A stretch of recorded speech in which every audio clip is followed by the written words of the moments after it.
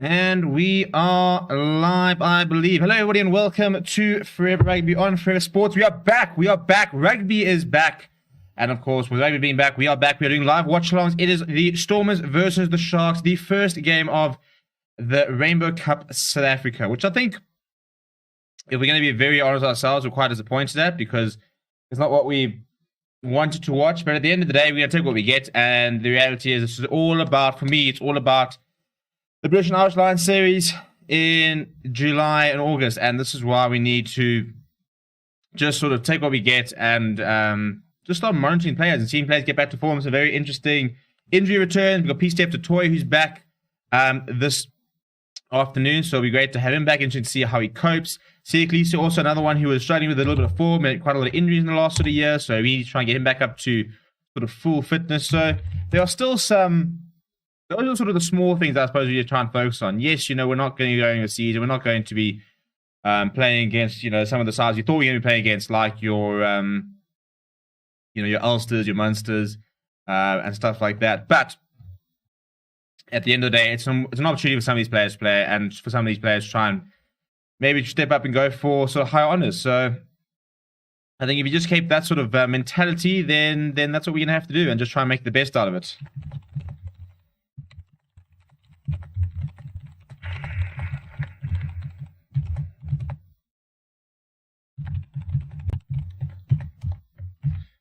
Da, da, da, da, da, da.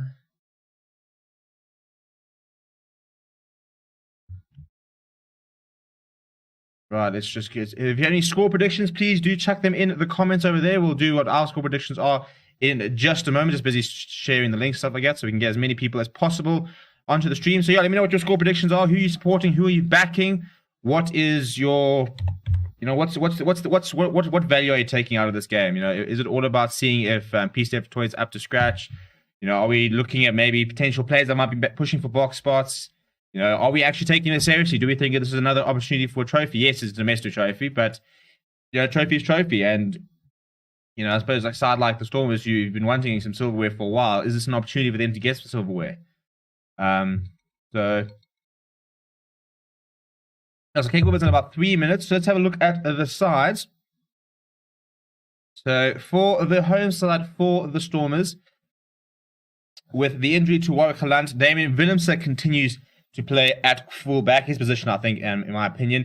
Edel van der Merwe is playing at number 14. We've got Siabelo Sanakla on the other wing as well. We've then got Ruanal and Rikus Pretorius, the best center competition at the Stormers at the moment. Kate Volters continue to be back at flower half, which is quite interesting. Herschel Yankees comes in at scrum half.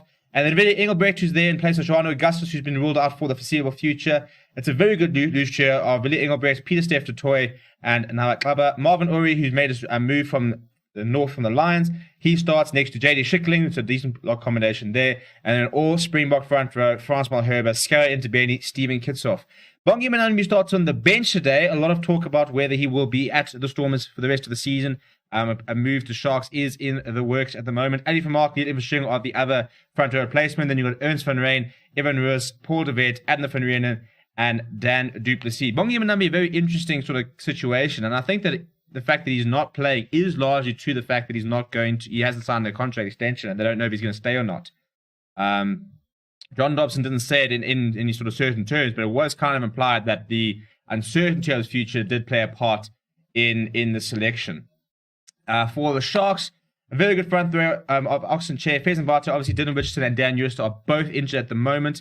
Thomas Toy starting at tight head. We've got Ruben van Heerden, Reniel Hugo, the two locks, and then Siakliso, Henko Fenta, and Sikum Mozenoche. Probably their best loose chair at the moment. Maybe Dylan Richardson can start forcing the way in there, or he's going to go to hook. It'll be interesting to see what happens there. Grant Williams at number 9, nice attacking scrum half. Curran Bosch with his very good boots at 10. Yao Penkler and Spoon Corsi are the two wings. Jeremy Ward partners his captain, Nakanya, in the midfield.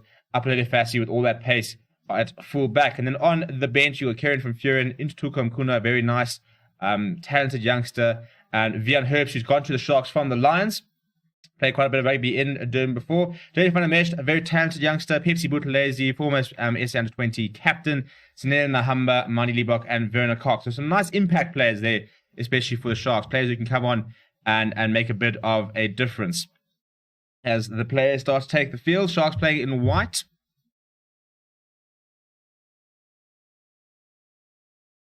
So as we prepare for kickoff, I'm trying to think of what my score prediction is. I'm going to go Sharks. Yeah, I'm going to go Sharks by 10. We are going... No, Sharks by 5 maybe. It's a very good Stormers pack. I think that's the big thing that's sort of making me falter, but I do think the Sharks got the best side. Yeah, I'm going to back myself. I'm going to go Sharks by 5. It could go either way, to be honest. Looks like it's a very nice day in Cape Town, so hopefully we'll have some nice running rugby. But put your predictions down in the comments. We'll visit them right at the end and see if anyone was close.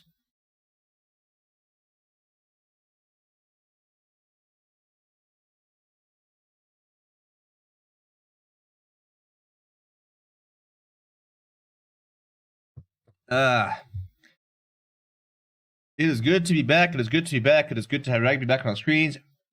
And competitive rugby, not that preparation series stuff where it was just lots of B teams and stuff like that. So we do have pretty much full strength sides. We are at Cape Town Stadium, obviously, no longer Newlands.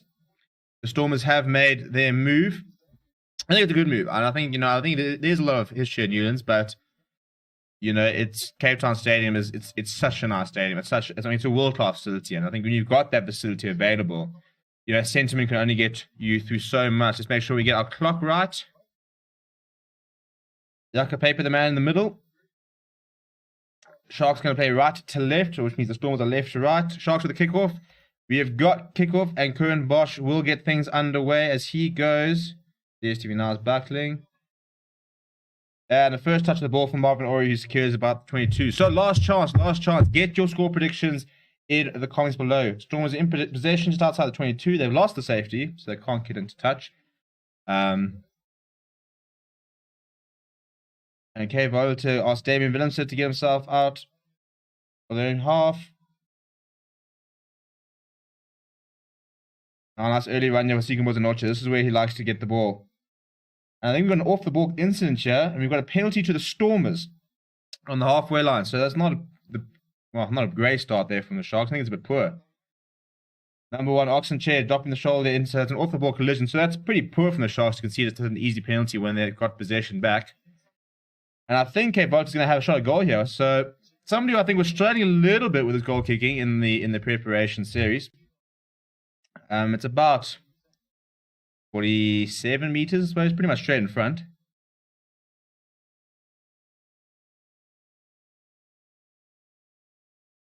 Yeah, it's just lazy running there from Oxen Chair, who's just taking Pete Steph Toy out the game. Good call from the referee to actually see it, to be honest. Right, so the first kick of the match of Cape Volta. I mean, a big game for him, because I think that ideally the Sharks would like him to be their sort of long-term number 10. The problem is the case of, is he ready yet? And can he be trusted to do this, week in, week out? And the first kick of the day sails over with 10 meters to spare. It's a very, very good kick from Cape Volta. That's a perfect start from the Stormers. They go 3-0 up within the first 2 minutes. Perfect start for the Cape franchise.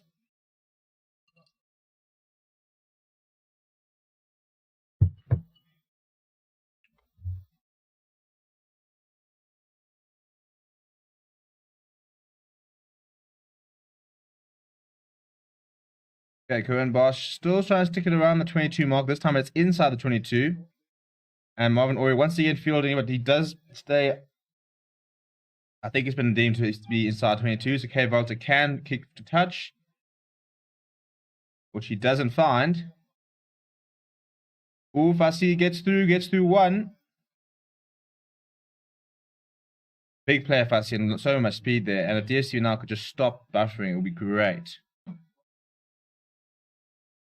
Fassi kicks in behind. That's a very, very intelligent kick. Very well played there. The Sharks get themselves into the Stormers 22. Nice kick ahead by Fassi. Saw the space in behind, and he's fine touch. So very intelligent place. Bit of play there from the youngster. So I'm just trying to get my stream sorted because DSTV now has been appalling for the last 2 weeks.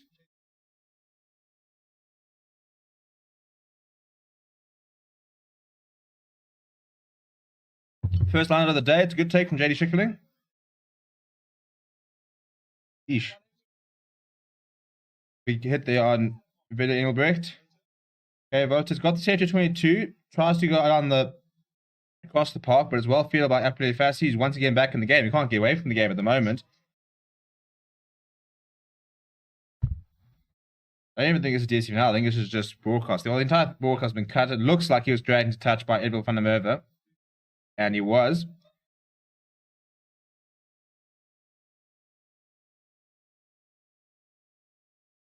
Very good signing, I think, actually, for the Stormers is Vida Engelbrecht. I think that with John Augustus being out, suddenly there's just very few players in number 8. And it's a loose trio that's been changing quite a lot. I think with Sia Khaleesi having left, that wouldn't have helped things at all. So with Khaleesi having left and P. Steph Toy being injured for quite a while, they've had a lot of different combinations for that 6, 7, 8. We've got a first maul over here. And they're getting momentum while the Stormers. Oxenchair came through the middle and Scarra into Benny eventually takes it to the line. There is an arm out for an advantage.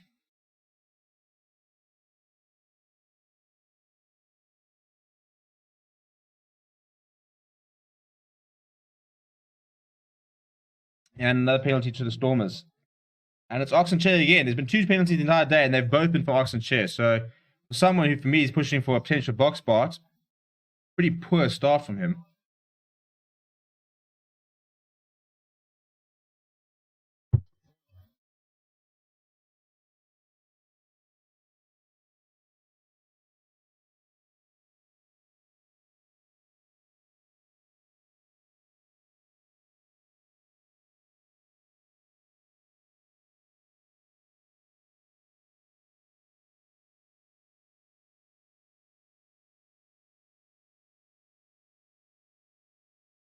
Right, so Stormers are now got an attacking line. The first attacking line of the game, actually. They've actually, for as much as they've had all the possession, actually haven't been in the Sharks half very much. So the first attacking line of the game, they're about, 8 meters away from the 22. That's a first carry. I think it's Ricky Pretoria in the midfield. Herschel Yankees now going back towards the blind side. It's a nice run by Edwin van der Merwe. Good line, but it's well met. Now kits off. You're not going to see too many passes from him. Gets driven backwards, actually. So Stormers looking a little bit out of ideas. And they've been driven back past the 10 meter. And they're actually on the halfway line. This is some brilliant defense from the Sharks.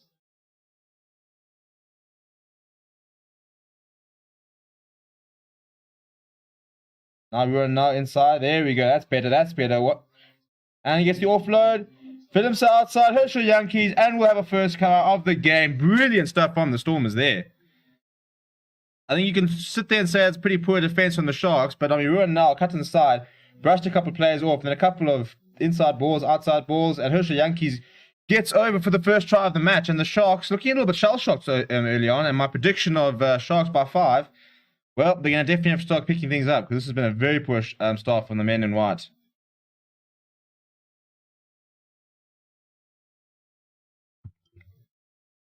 That's 1, 2, 3. Oh dear, Rennie Hugo nowhere.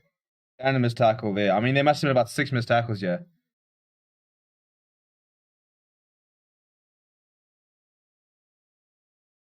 It's just far too easy. Ruan now gets the ball outside, sees a bit of space, steps away from Spoon Corsi, struggles with a tackle. 2 players eventually bring him down, but he gets the ball away. And the Sharks' defensive line is in tatters. And they go over. So it's a decent score, actually, from the Stormers.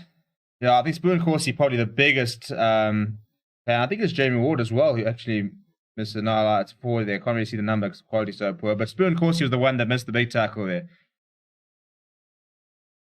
And then sucking in 2 players to the defense, a very nice inside ball. Herschel Yankees has the pace. You've got Siaberes and Atla outside him, so they're always going to score. And that is a very, very good kick from Kate Voliter, who adds the extra 2. So it's 10-0 within the first 10 from the Stormers. And the Sharks have had pretty much no possession and very little territory.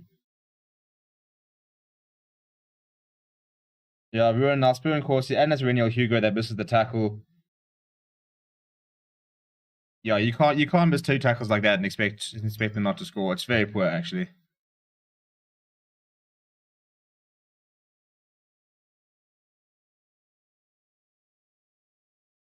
now Storm's looking to run from the kickoff. Well, Apelele Fassi's through, inside, outside. Jeepers, takes about 4 players to bring him down, but it's a turnover ball. Oh, that could be. Oh, that's. We're going to see a card here.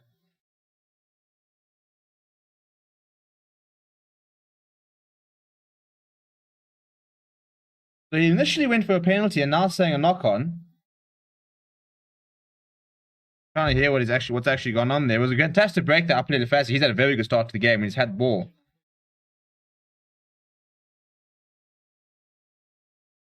Yeah, I think the assistant referee said there was a knock on before. So, first scrum of the day. 10 minutes time. Well, 10 minutes into the game. Pack weight 901 for Stormers, 864 for the Sharks. So Stormers have a very big weight advantage there. They've also got 2 Springbok props. So in theory, you'd back Stormers come scrum time. But a big test here for Oxenchair and Thomas Atoy.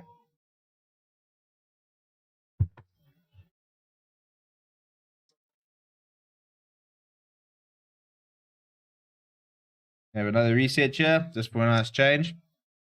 I don't think they're using the stop clock. During the preparation series, they had the whole clock there to ensure that scrums didn't take so long. So if there was a reset, that they would set time off because I was saying that too much time was being wasted in reset scrums, which I completely agree with. So I don't know if they're keeping to that. It doesn't look like it so far.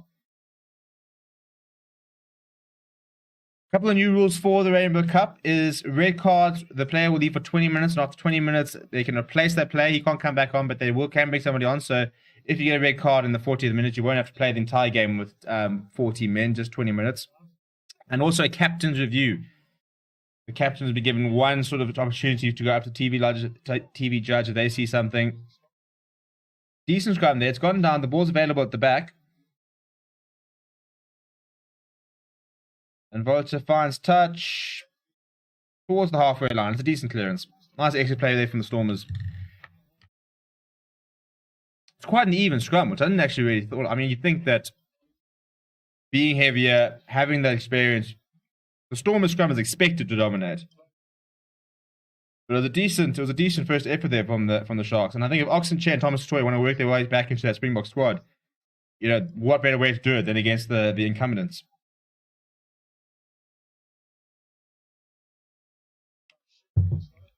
Barter has lost the first line. It is his biggest problem. So that's 1-9 for the Sharks, and they've lost it.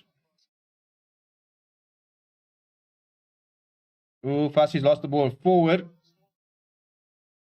The Storm's got men outside, but JD Strickland can't free his hands. Okay, Volta, he struck the tackle. Here we go. Rex Pretorius, and they'll go over for a second. The Sharks' defense missed tackles. It's too easy. It is far too easy. I mean, literally one missed tackle and suddenly they're straight through. And Rex Pretorius is the man who gets the 5 points. But this is far too easy. I mean, Kane Volta against, I think it's Faison Volta. I mean, Kane Volta is one of the smallest guys on the pitch. Faison Volta comes up, misses the tackle. Suddenly he's got space through, gets right through, ball in the inside to, no, you can't miss that tackle. It's simple as that. So easy. And for the side who are trying to build a team that can challenge the likes of the Bulls and can go all the way for the Rainbow Cup, for Pro 16, for whatever the competition, the Sharks are looking pretty poor.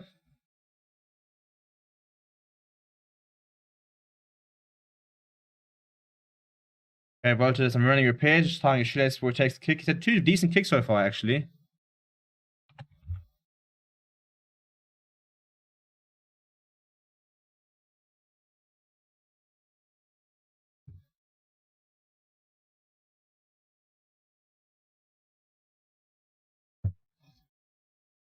Well, the easiest kick of the day, Cape Volta, once he's finally tied his shoelaces, so shouldn't have any issues here. And I think it's just missed tackles. You can't miss those one-on-ones, you know. And I mean, to miss tackle and Cape Volta as Faison Volta, I mean, he's not particularly big. on the back foot. You know, it's not like he was hitting the line with pace or anything like that. It's just a very, very basic missed tackle.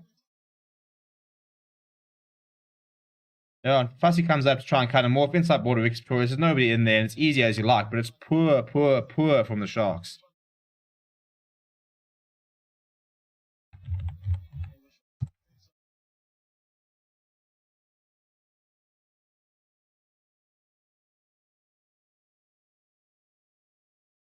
So the problem here is the Sharks' defensive line.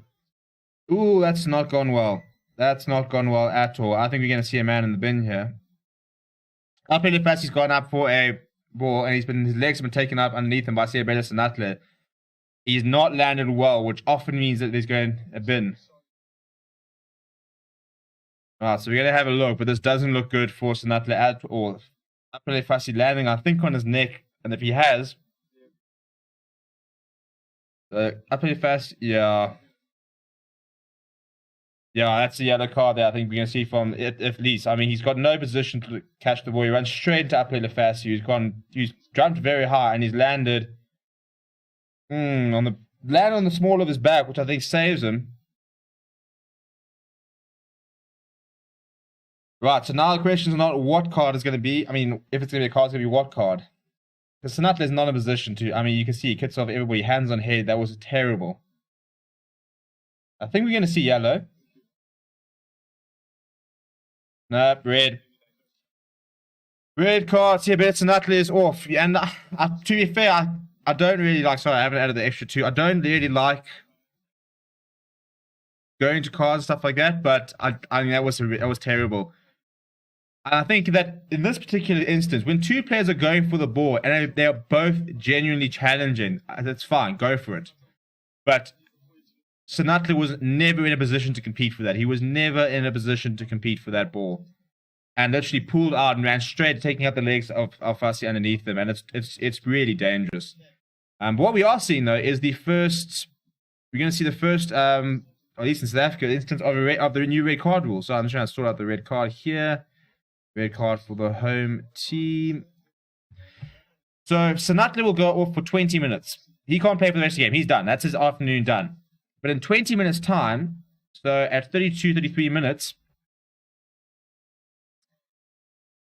they can then put on somebody else. So somebody else can come on in place. So they can go back to having 15 men after 20 minutes, but Sanatle cannot take onto the field.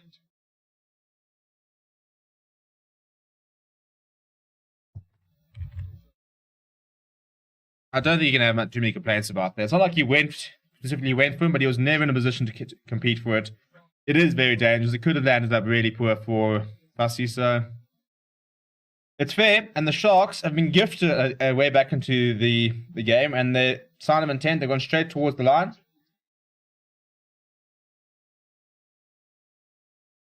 They'll be up against 40 men for the majority of the half. It's been quite a busy opening sort of 15 minutes here. We've had 2 tries, a red card. We've now got the Sharks who are finally sort of in the Stormers' territory. And that's very, very well played from Willie Engelbrecht. He wins the ball on the ground. Brilliant stuff there from the Pumas. I think he's on loan. Loney.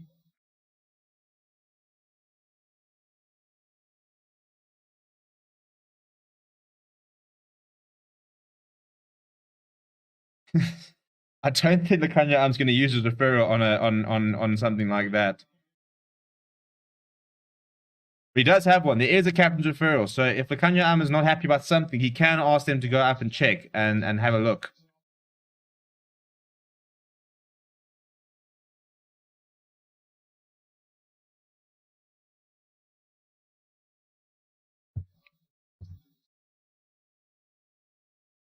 So I think what the Kanya Arm was asking was the high tackle. Now they're actually going to look at it. Okay, so time is off. They're going to go look at potential foul play here. High tackle. I think it's by Engelbrecht as well. Okay, so yeah, we can look like we have another yellow here. It looks like William Engelbrecht is making Ooh, I don't know.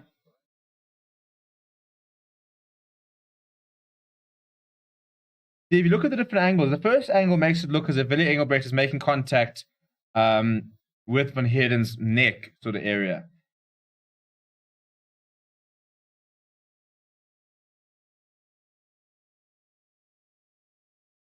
It looks it's about hitting just underneath the neck. I don't think that's on the neck sort of head area. But I think he's going to get away with this one. So they are saying it's foul play. They're saying it's a yellow card. So they're saying they didn't wrap. They said it's bad technique. So we're going to have a yellow card as well for the Stormers. So the Stormers down to 13 men for the next 10 minutes.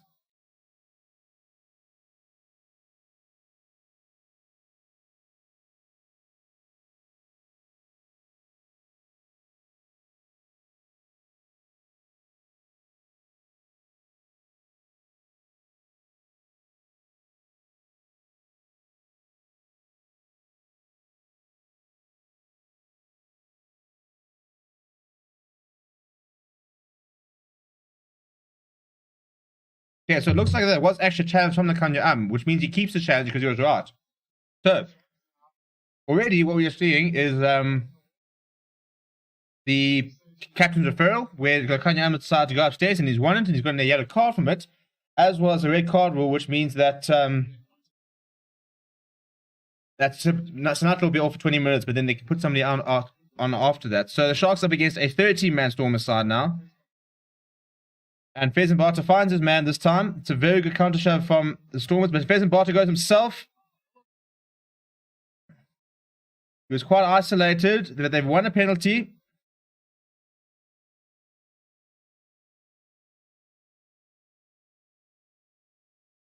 Yeah, Stormers Sharks trying to take it quickly, but not on the mark apparently, so they'll have to go back and try again. But this is now the time for the Sharks to get back into the game. Up against 13 men.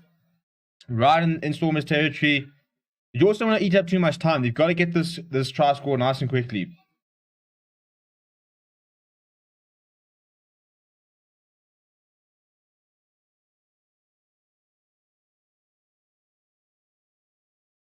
Yeah, so that wasn't an official referral from the Kanya Apparently the TMO saw it. And the Sharks are almost over. I think it's Grant Williams with the ball. No.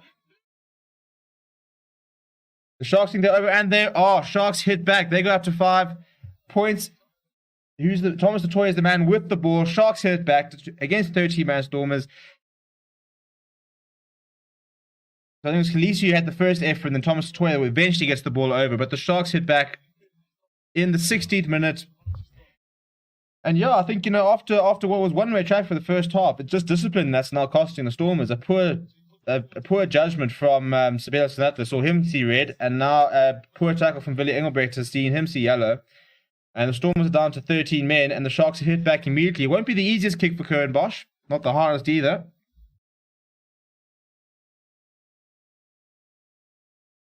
So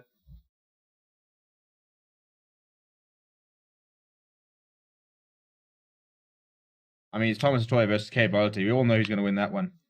So it's not an easy kick for Curran Bosch. He's about 6 meters in from the left-hand touch line, but as being right-footed, it means he can try and curl it inside.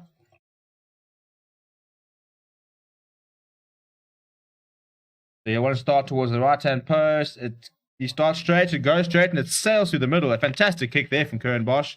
17-7 after 17. Well, nice high-scoring game here. We're scoring more than a point a minute, so long may that continue. Please do smash like on the video as well. Subscribe if you are new. What are we on? We're 1266. Let's see if we can get to 1270. If we can get to 1270 subscribers by the end of this, then I'll be nice and chuffed. So please, if you are new, hit that subscribe button as well. Smash like on the video. We are sitting on 4 likes. Let's see if we can get that up to sort of 6 or 7 likes by the end of the half.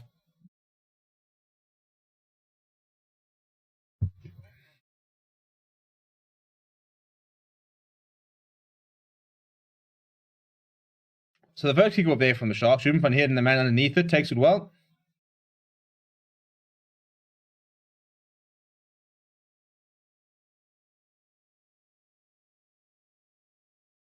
Right, so Curran Bosch, he puts that high. You got a nice chase there. Oh, it's terrible. I don't know where that ball's gone. Well, nobody kind of went for it eventually. Jeremy Ward's eventually the man that gets the ball. So Sharks have kept possession. Scurry into Benny's over that though. He wins a penalty. That's very kickable. That is very kickable. Very well played by Scurry into Benny. Jeremy Ward a little bit isolated. And into Benny saw the opportunity, went over there. You're not going to move him from there. He's won a penalty. And big call here from the Stormers because they can, it's very kickable. So they can go and add 3, which I think they're going to.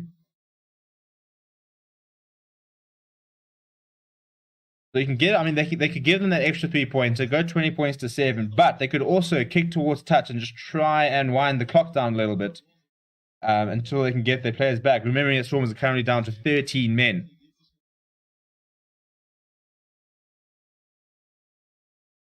So a big call here to make. And it looks like they are going to go for poles.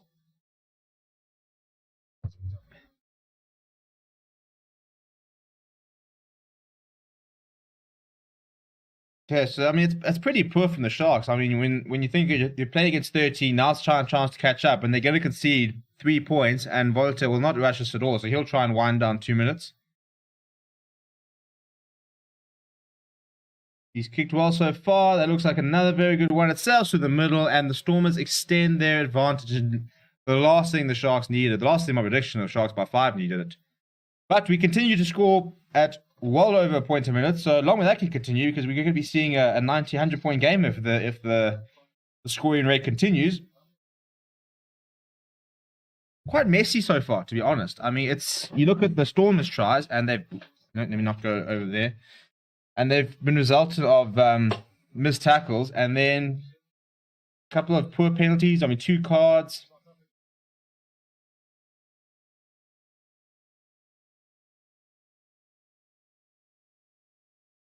Decent exit from the Stormers, except, yeah, Volta not finding touch. Seeker was in Notchik. He can run from the middle. Bosch finds some space down the left. He's got Jamie Ward. He's got somebody in the inside. He's got Grant Williams on the inside. Ooh, the chicken wing pass. Siakalisi can't hold on, and Stormers have managed to get it back. Ooh, Volta's got himself into trouble, yeah. Yeah, he'll be saved by the advantage there. Trying to go south.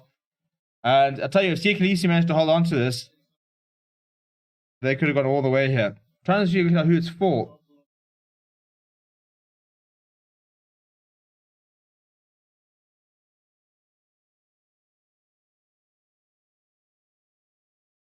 You know, so Khaleesi, as he's trying to get the ball, Steven Kitsov coming in, pretty much heading it. So, showing his footy skills there. And it's going to be a Stormers put in. Our second scrum of the match. We had 2 resets, I think, in the first one. And after that was fairly solid. So, I mean, no 8th man for the Stormers. So they'll have a 7-man scrum. There we've got Ruan now. He's coming at the flank there. And Peace Toy's gone back to the base of the scrum.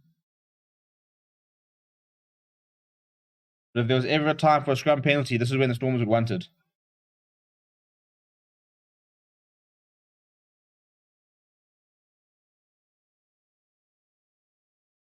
Okay, the ball's available. It's gone down again. Dave Vincent, the man that will clear, and he finds touch. And it'll be about the 10-meter mark. So it's a decent exit play there from the Stormers.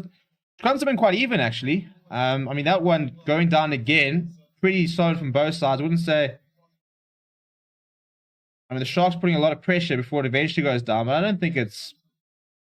I think it's just two scrums, I mean, 2 props collapsing. There is an elbow on the ground.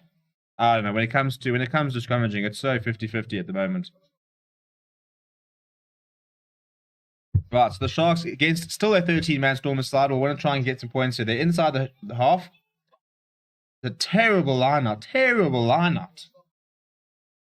Ooh, Yankees got on a bit of a run here. I mean, I think this is the problem with the Sharks, and this is why I think Bongi Mbonambi would be an absolute master class of a signing, because their line-out today has not functioned at all. You think that's probably one of the most reliable hookers at line-out time in the world. I mean, that was one of the reasons he started ahead of Malcolm Marks in the World Cup final, because he hits his man 9 times out of 10. And Faison Barter's really struggling here. Yeah, getting a bit messy. I think we're going back for a knock-on. Messy. And we kind of thought that we'd be done with this sort of rugby. I mean, we've had now, what, October, November, December, January, February, March, April. Yeah, we've had about 6-7 months of rugby now. And still not, I wouldn't say, I don't want to be harsh, but it's just not the sort of standard rugby we're used to. And I think that given the fact that this is now, what, 2 months out from the Lions tour, Lions squad actually being announced next week, Thursday, I think it is, 6th of May. This is all about getting up to scratch. And I think that it's been a bit of a poor first half. Yeah, I mean, the Stormers living off the Sharks' mistakes. Stormers' discipline also hasn't been great. That's why they've got 2 men in the bin. Right, possession's been 61% for the Stormers, 39% for the Sharks.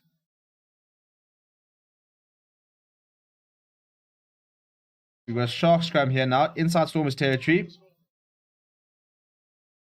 Ooh, I think it's a tight note. The Sharks have won it. Not great ball there for Curran Bosch. Now, Fassi goes out wide. Ooh, it's almost well fielded by Damien Willemse. But Fassi chases up, and I think he's managed to win the ball back. No, the Sharks have got it. The Stormers have got it. I don't know how, but the Stormers have managed to hold on to that. And so, for a team that's gone down to 13 men, they conceded a try, but hit back with 3 points, and once again, winning possession, and Herschel Yankees can kick that nice and far, which he does. I tell you what, credit to the Stormers, because they've gone down to 13, and they've managed the game brilliantly. They've gotten to the Sharks half, won a penalty, and now, quick throw from the Sharks, which has now been turned over, and the Stormers actually have an advantage.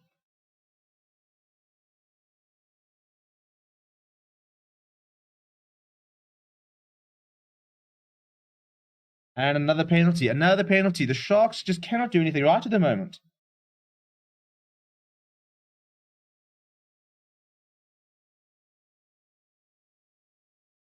I mean, it's a bit of a weird one. Trying to take that line out quickly. When you're playing 15 on 13, as Cape Verde is going to have another attempted goal here. You've got 15 on 13. You know, set it the line out. Draw a couple of players, create those overlaps out wide, and then go out wide. They're taking it quickly. Doesn't really allow them to maximize that numerical advantage. And I think it's just trying to rush things a bit. And as a result, they've now conceded a penalty, and Cape Verde is going to have a chance to potentially add an extra 3, which means that since the Stormers have gone down to 13, they've actually only lost 1 point advantage because they conceded a try, and then they potentially can kick 2 penalties. But Joe, let me know what you think in the comments as well. Let me know who you're backing, what your thoughts are of the game. Let me know where you are watching. First weekend of the Rainbow Cup SA. A lot of rugby coming up. You completely agree there. Sharks need to calm down, do the basics. Literally, it's just... I understand that they're a side that likes to sort of up the tempo and likes to play a little bit on the edge and on the wide, but just earn the right to do that, really. And because, I mean, that sail's over, and suddenly the Stormers are well in control. And despite having that advantage, Sharks haven't made a count.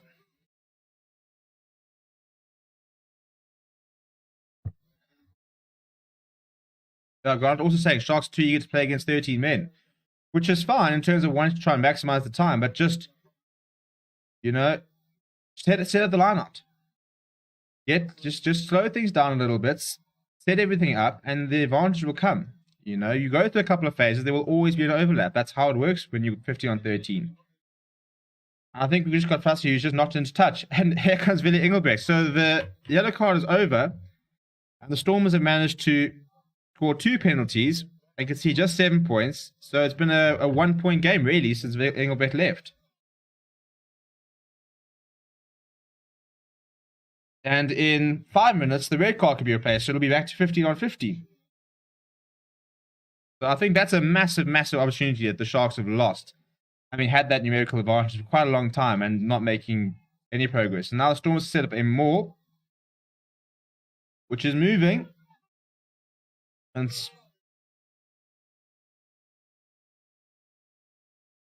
I think there's going to be a call. Yeah, there's the call to use it.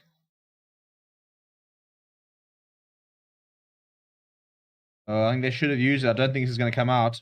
Yeah, it's popped out, and the Sharks have kicked it on behind.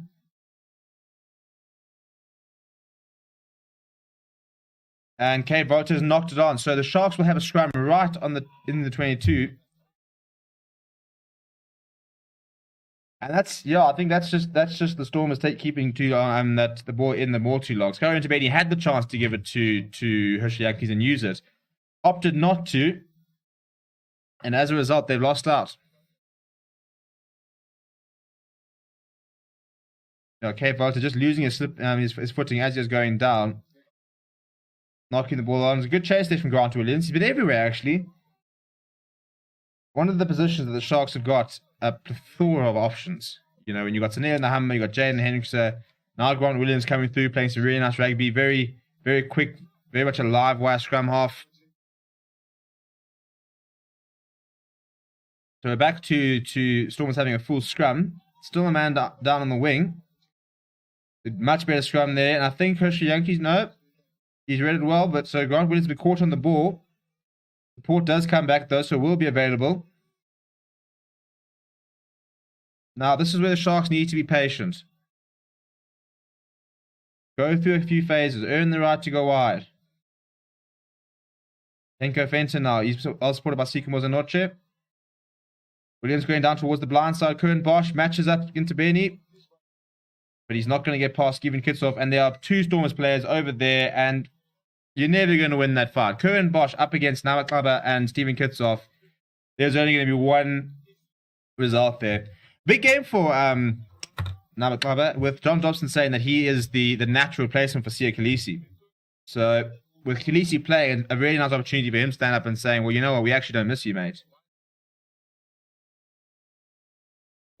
But I think that sort of passage of play kind of summed it up, really. I mean, there were options. There were options there. Sia Khaleesi was running a really nice line outside Curran Bosch. There was no winger there as well, so if he got out to his booing course, there might have been a better option. Curran Bosch opting to go himself and gets completely isolated. Marvin Uri is a very good game so far. Didn't really rate him, but fair play to him. Marvin Uri, I'll say this right now, as a Lions fan who's been watching Marvin Uri for a long time. He will do everything right. He will make his tackles. Very good line out. He just has... It's a mental issue with him. He just tends to, every now and again, commit really, really poor penalties and give away penalties in like crucial stages. But when he doesn't give away penalties, he's a very good player because he's a big player, very good at line out time, and he'll make his tackles. Very hard-working player. And there he is again, taking the ball in the line up there.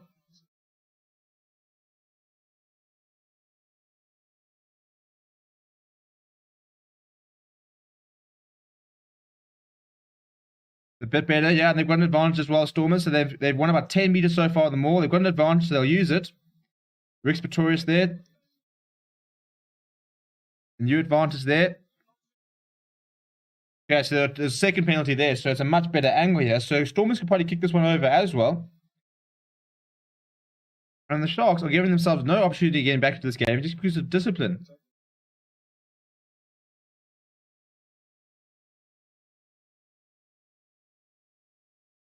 The offside penalty is literally pretty much straight in front, so easy decision to hear. And the Stormers at this stage are going to be 26 points to 7 up, assuming Volta gets this, which with the way he's been kicking should be fairly straightforward. We're 26 points to 7 up within 32 minutes. Just as well, because the minutes were actually catching up to the points scored. We want to try and keep it a high-scoring game.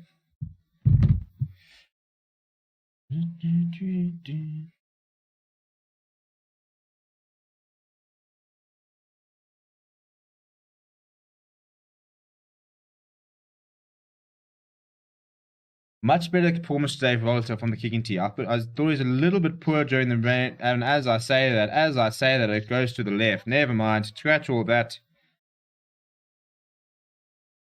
I was going to say that Kate Volta has been looking a lot better today with kicking tee, but that was not a particularly good kick. And now we're going to have Dan Duplessis who's going to come on and place us in Atla. Red card replacement, part of the new rules.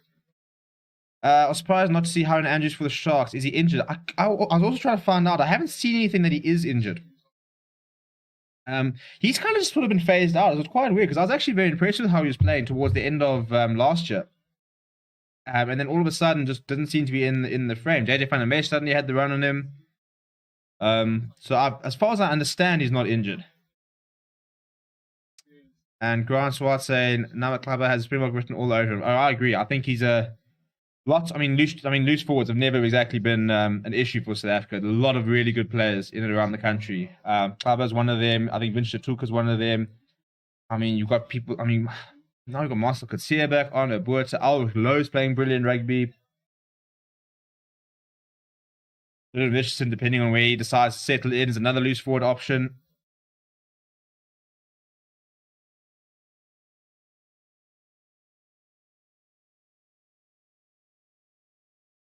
And it's a penalty to the Sharks. First scrum penalty, actually. Sorry, to the Stormers, I mean, against the Sharks. It's against Oxen Chair. Just going down there. So Dan Basi's gone on, and I would imagine that we'll see Ruan now shift to the wing. And Dan Basi will then go outside Rick Pretorius. So, yeah, in case you've missed it, there is a new red card rule being trialed for the Rainbow Cup where if you get a red card, obviously that player cannot play for the rest of the game. But after 20 minutes, you can then replace him with somebody else. So you won't go down to 14 for the rest of the game. So, and the reason for it is situations like a Super Rugby final with the Lions, where Kwaka Smith got a red card in the opening, I think it was like the opening 10 minutes. And suddenly, you know, when you think of an entire season, all been building up to a home final, and you're down to 14 men for the entire game. So that's why they're trying to sort of change so that a red card doesn't just completely ruin the contest. And not straight there. That's 2 kicks missed from Kate Voliter.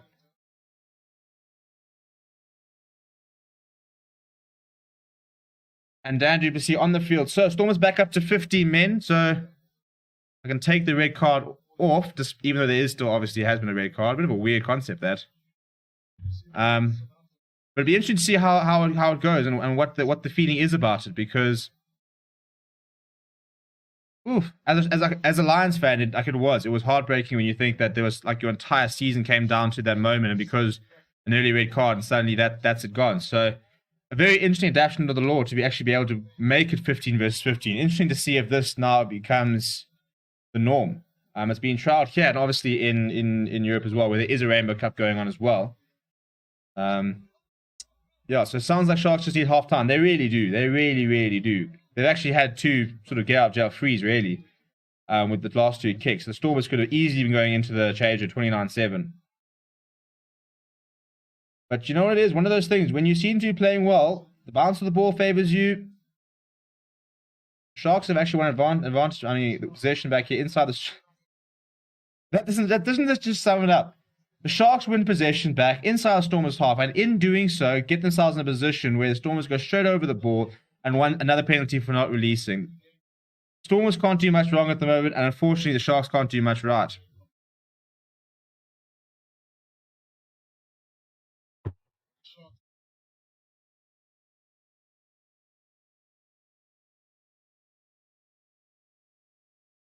And this is where we talk about the idea of the right to go wide, the right to play a nice sort of open brand of rugby. It's fantastic and it looks great when you do it, but you've got to do the basics first. You've got to win your lineouts, you've got to win your scrums, win your rucks, make sure you've got clean ball, and then you can start being a little bit enterprising. Then you can start, getting a bit fancy. But until you start winning those small battles, there's no point trying to play a nice, loose, and exciting brand of rugby, because it's just, you're losing the small battles. So you can't do the basics right. How are you going to get anything complicated right? So with less than 4 minutes to go until half-time, Stormers well in charge in Cape Town. Oh, it's a bit of a mess up, I'd say. That's a penalty. Penalty of the Sharks' obstruction. The Stormers getting that completely wrong. And Damien Villas ended up running behind a few players. I think it was Marvin Ori there who was the guilty party.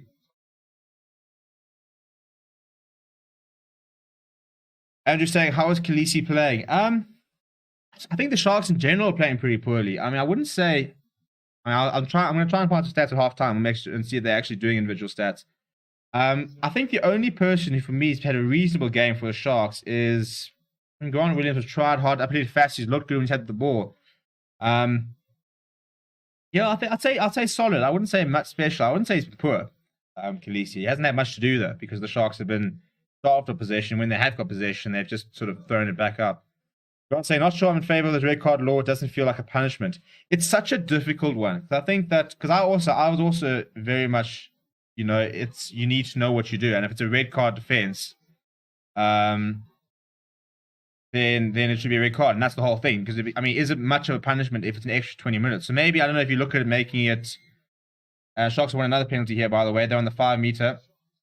It looks like they're going to take a quick tap. Nah, I think they're against it. It's a difficult one because there have been so many games which have been ruined by red cards, but at the same time, if it's going to be dangerous, there needs to be that sort of punishment, and you need to feel like you've genuinely let your team down. Whereas I think, 20 minutes is a bit of a slap on the wrist. So I don't know if you look at maybe a longer option or something. It's such a difficult one. Sean O'Farrell, how's it, Sean? What do you think of captain's referral and the 40-20 from the try line? We haven't really seen the 40-20 kick from the try line yet, so I suppose we'll have to wait and see what happens when we see that. But the captain's referral, I'm all in favor of. I think there are a couple of things. Sometimes referees miss it, or there we go. The Sharks have got over after all that. That's very well played. A little training ground move there. Grayson Bart is the one that gets with the try, and for some reason, he's played quite a he's had quite a poor game, but yeah, let's see Khaleesi there with a little try assist. So it goes down, ball pops around, see Khaleesi wraps around the back there, inside ball to Faison Barter, and he goes over.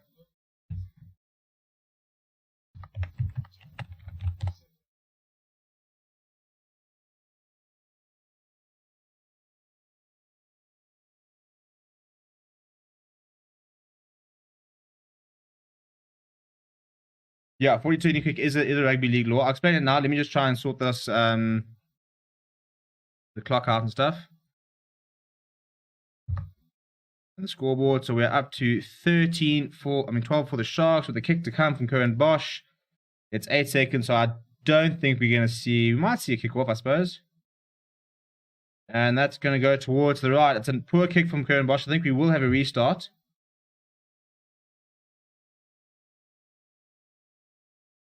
That really doesn't help, actually, that missing that kick.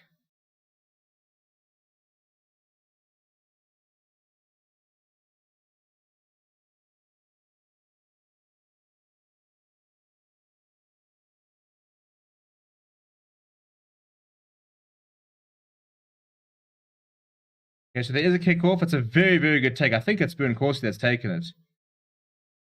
So the Hooters gone, 23-12. And he decided to go into touch. Okay, so they'll go into touch 23 points to 12. Stormers, a very good half from the Stormers. Sharks with a little bit of momentum into half-time, having scored that try. Now, I think they needed it because I think it was getting a very big sort of mountain to climb there. But I think it's just a case of the Sharks not having done the basics right. And when they did do the basics right, they scored this try. A very nice move. Find your man over the, Khaleesi making the run around, inside ball to Faison Barter, and he goes over. So simple things like that.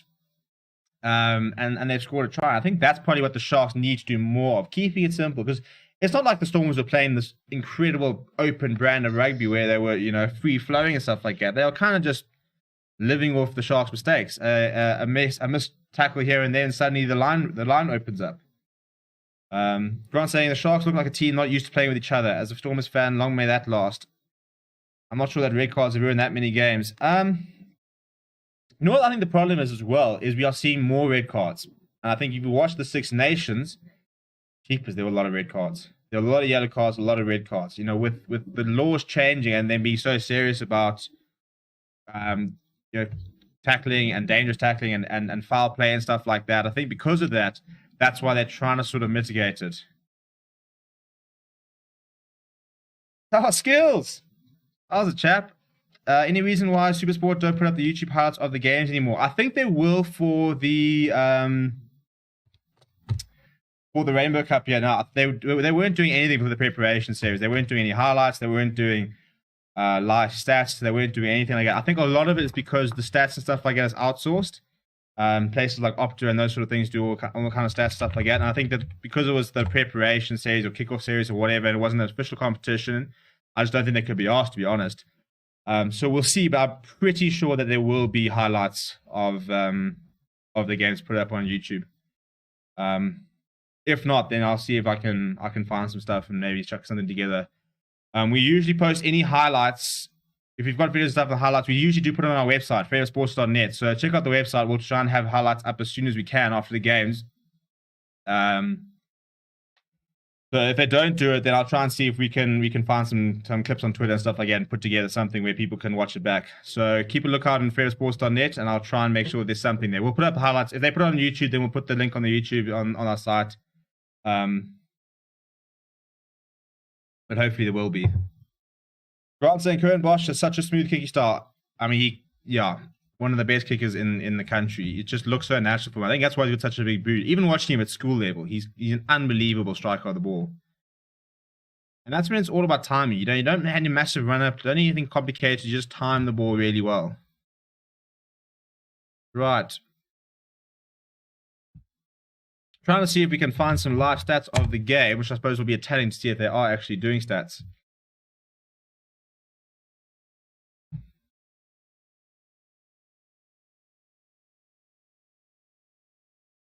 Where are we?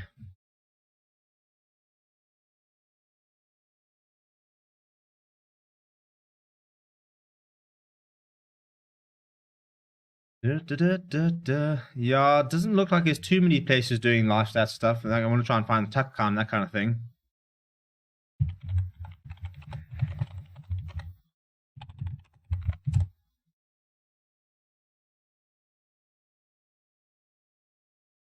So let me know what you thought of the half down in the comments below. Let me know what your final score predictions are. Who you're backing? What do you think? Let me know what you think of the law adaptation. We've already, well, we didn't see. We thought we had seen the captain's referral, but there is no captain's referral. What we have seen is the red card amendment. So yeah, let me know what you think of that as well. Please also smash a like on the video as well and subscribe. We're on what 1267. I say I want to try and get 1270 by the end of the game. So we've got 80 people watching. So if 3 of those people hit the subscribe button, then we're there already.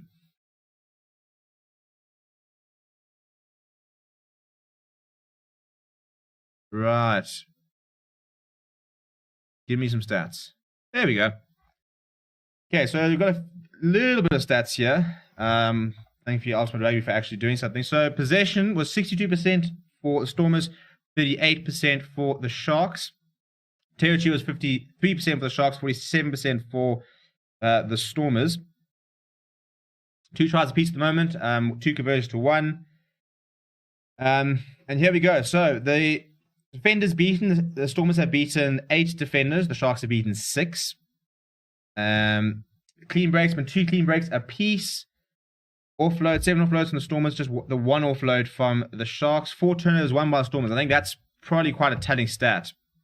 It's been, whenever the Sharks have managed to get a ball and suddenly look like they got a momentum, there have been a couple of very important, very well-timed steals from the Stormers.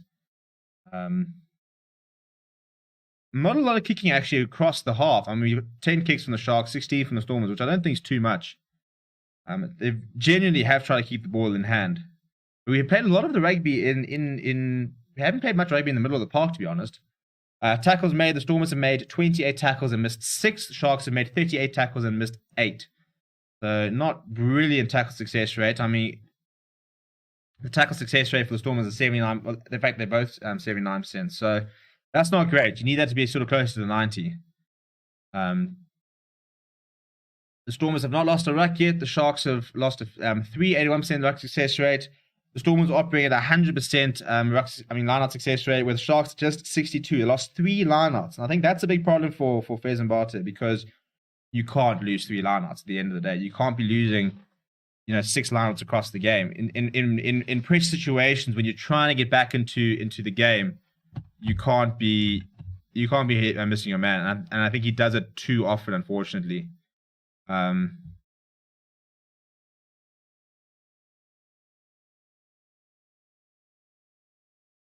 What am I doing here? Yeah, so it's currently halftime. So let me know what your full-time predictions are. It's been a pretty good performance from the Stormers, to be honest. Sharks very disjointed. If the Sharks reduce their penalty count, they will win. If not, the Stormers got this. Yeah, I mean, it's discipline, I suppose, at the end of the day. Trying to see if you can find the penalty count, which they don't seem to have. So I think that would also be quite telling. Penalties. No, it doesn't seem to. Nobody seems to have penalties. Well, we'll try and find some stats. Trying to find some of the different sort of sources. The usual people don't seem to be have the usual stats and stuff like that. So let's see what we can find. What's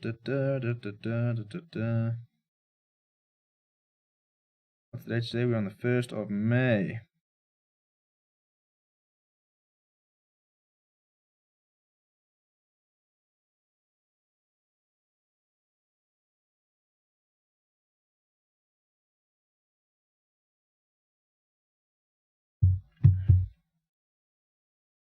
Yeah, it's just really frustrating that a lot of these places just don't seem to have the stats and stuff anymore.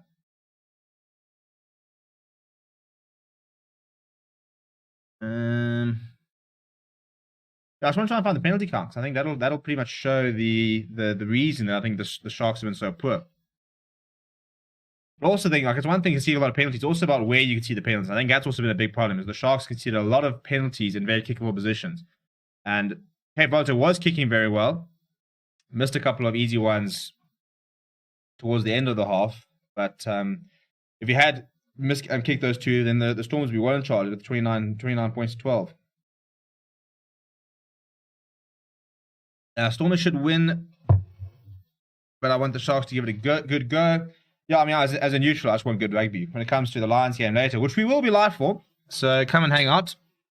Now I need the Lions to pull something out of the bag. And the guy saying, I think if the Stormers get their hands on the ball, they'll punish the Sharks team. I mean, it's weird because, look, I mean, the defense has been pretty poor on both sides. 79% tackle success rate. That's not good reading. But the Sharks' defensive line is usually pretty good, but today they've just missed a couple of one-on-one tackles. And as soon as you miss a one-on-one tackle, that your defensive line is only as good as the weakest component. So if one guy misses that tackle, suddenly that defensive line ceases to exist. And that's all that happened with both tries. You know, a missed tackle, and suddenly there was just no defensive line, and it pretty much just waltzed over. It wasn't like it was, phases and really hard grind to get over. So Grant Swart saying final score 32-24 to the Stormers. Not a bad shot, so I reckon Sharks will double their score, and Stormers will add, another 9 points. So 3 penalties. Yeah, I can kind of back that, to be honest. I think, to be honest, the Stormers didn't really look like scoring. I mean, I know they scored 2, but it wasn't like, they haven't gone and kicked towards touch and had phases and phases and phases. And they haven't had lots of different, opportunities where they've, tried a couple of set pieces and stuff within the Sharks' half. Both those tries came from very fortuitous positions. I mean, the first one was on the halfway line. The second one was pretty similar sort of position. And it's just a missed tackle, and suddenly they're through. So the Stormers are thriving on the Sharks' mistakes. So the Sharks can reduce those tackles missed and keep their defensive line a lot better and stop conceding so many penalties. They can definitely get back into this game. They just need to cut that sort of thing out. But yeah, please do smash like on 9 likes. Let's see if we can get up to...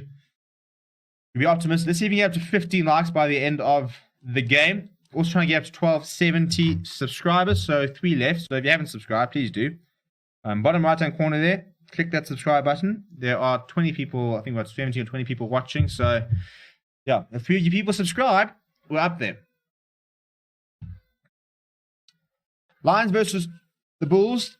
Loftus Versfeld. Kickoff was at 7 o'clock South African Standard Time. So we'll be live for that later. We'll obviously also have a review of this match up on our website and YouTube within a couple of minutes. So as soon as we finish here, log off. We'll do a quick wrap-up. So if anybody's missed the game, we'll just give a bit of a summary. Try and find some stats. We'll keep trying to find some stats and see if we can find a place that is doing... I mean, this Sofa Score reckons that Robbie Fleck's still in charge and Rob Dupree is still in charge of the two sides. So that's how out of date they are. So if anybody knows of any sites that are doing the stats, let me know, because the usual ones just aren't. And unfortunately, Supersport doesn't really do a lot of. I mean, the stats that they give are fairly arbitrary. I mean, it's things like how many yellow cards, how many red cards, how many drop goal attempts.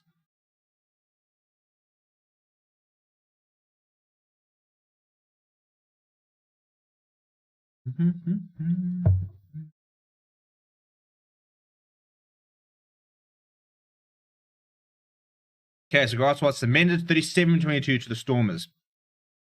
Well, that's more points out of Ackers. Right, so we are on the field. Cape Volta is shaping up to restart the game.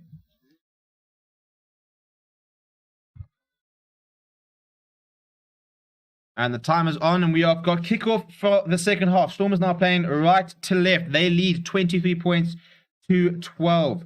Did a lot of things right. Lived off a very poor Sharks effort in the first half. The Sharks need to do the basics right. And the first things first is to claim the kickoff, which they have done. And now Grant Williams hoisted very high and should find touch. It does. He had set to 22, so that's fine.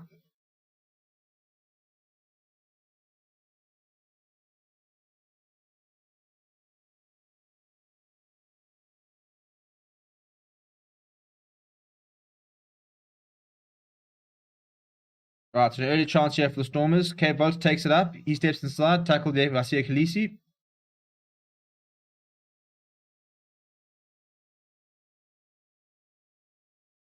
And now David Vincent decided to kick it behind. And that's very nice. You see now, to be honest, we actually haven't seen a lot of that. You know, just a couple of phases, going wide, seeing the space in behind, and, you know, and just those sort of small things. I think that's probably been the bit of the weird thing about the game, is that it's been a bit messy. So nice to see a little bit of structure.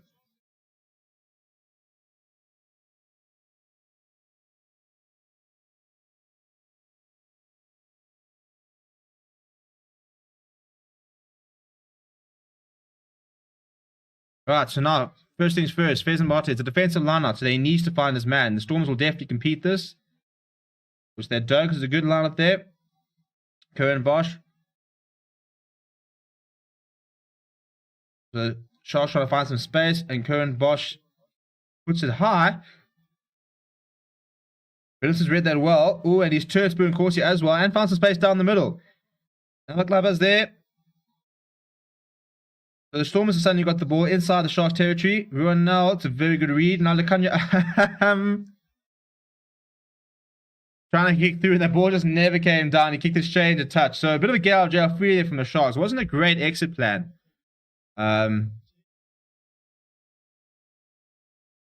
Almost allowed the Stormers right back into it.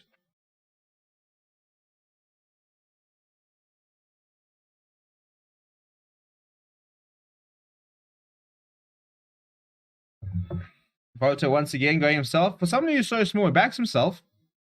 He was, oh, here we go. No, Damien Williamson, what is that? You won't want to see that again. Damien Williamson going for the drop goal, but pretty poor. And now Spoon Corsi deciding to run it out.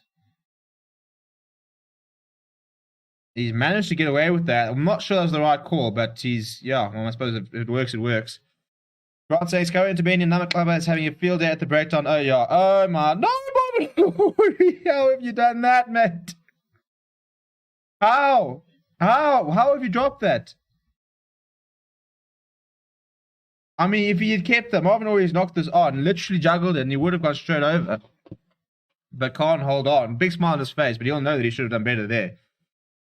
Who has got Williams? Are they testing him, or is he good enough to be first choice? I actually really like him. I think, you know, Hendrickson for me is probably my first choice if I had to pick. But Grant Williams, he's very, very quick. He's very attacking natured. Bit sort of faff to clerk is almost, you know, very confrontational. Likes to be in the thick of things. Likes to get quick ball. So Henke Fence took the ball into play, and the ball popped through, and Marvin Ory went for the intercept, but can't hold on. Oh, Marvin.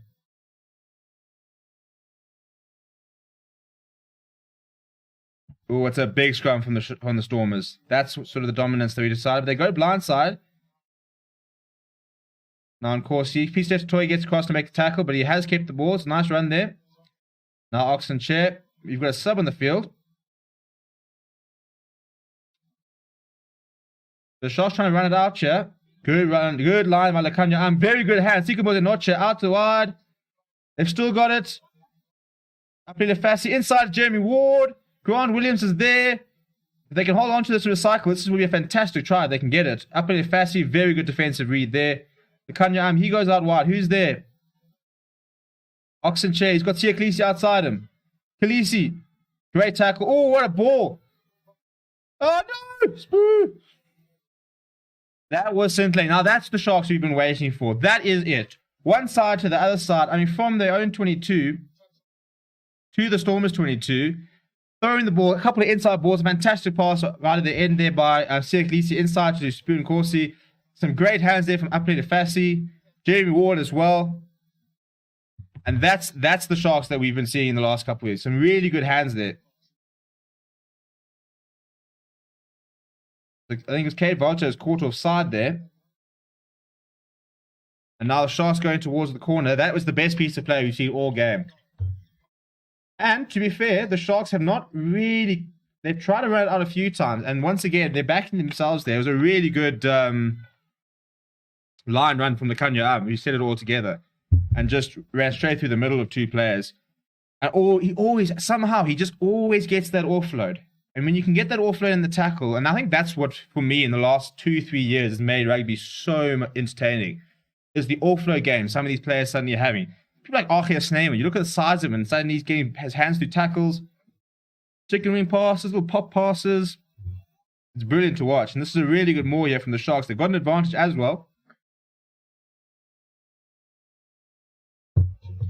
Jeremy Ward. Right, so they go back for the penalty. This is much better from the Sharks. They take it quickly. Renel Hugo goes over. Nothing was stopping him. I mean, nobody even touched him. I mean, he ran to Jaco Paper, but that was pretty much the closest anybody came to trying to tackle him. Saw a gap there. Renel Hugo goes over, and all of a sudden, Sharks right back into it.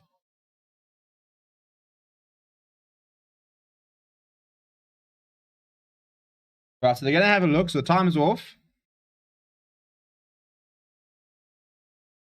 Yeah, so it's just everybody's just watching. No, I mean the Stormers just watched him. They literally. There was a blooming gap of Rohan over there that he just dived over. Marvin Uri trying to say that he was locked by Jaco Paper, but he was less than interested in even getting anywhere near him. That's just very well played by Renal Hugo, to be honest. Saw the space, took it quickly, nice little tap. Over you go. Now, what could they be looking for?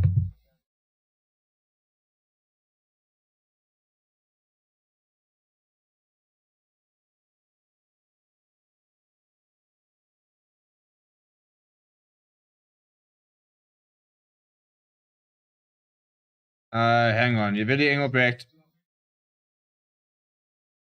Willy Engelbrecht, I reckon, is back in the bin. The tackle here on Jeremy Ward. Very high. That's contact to the jaw. He's already had a yellow, so he's finished. I think Willy Engelbrecht is off, yeah.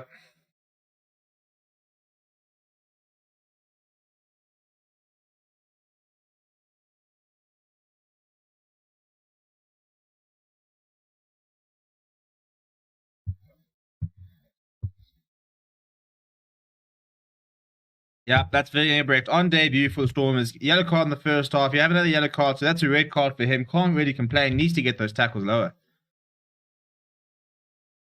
But it's not down to 14 for the rest of the game. Thank goodness, because it's actually a second red card.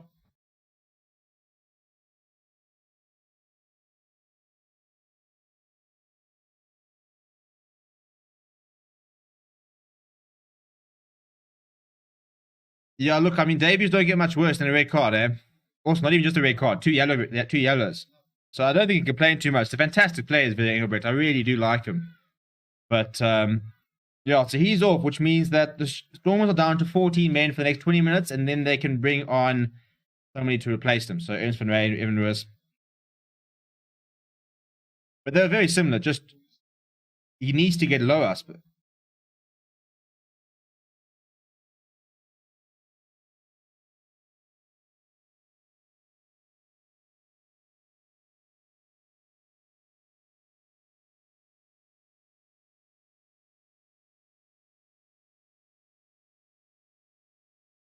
Very well struck there by Kern Bosch. 23 points to 19. Sharks up against now a 14-man Stormers. Suddenly my 5-point prediction might not look too far-fetched because the Sharks are definitely coming back into this game. When you're saying if the Sharks win this, then it won't feel they won it. Feels bad, man. Well, you know what? I mean, the Stormers were living off some of the Sharks' mistakes, and now the Sharks can live off the Stormers' mistakes. So it's pretty... I just think that Manami comes on. I mean, what a player to be able to bring on. Yeah, my biggest worry is just how poor the discipline is. I mean, that's the third card of the day. And another missed tackle. Looking at Manami, that's not his best first contribution. Does get back and eventually make the tackle again. I think that's probably a little bit worrying. Is a lot of missed tackles. I mean, we both these teams at halftime had less than 80% tackle success rate, which is very worrying because when you get to Test rugby, you need that to be up to 90%. That's how you win games. That's how you win trophies. When your tackle success is up to 90%, fantastic chase and take there by Lekanya.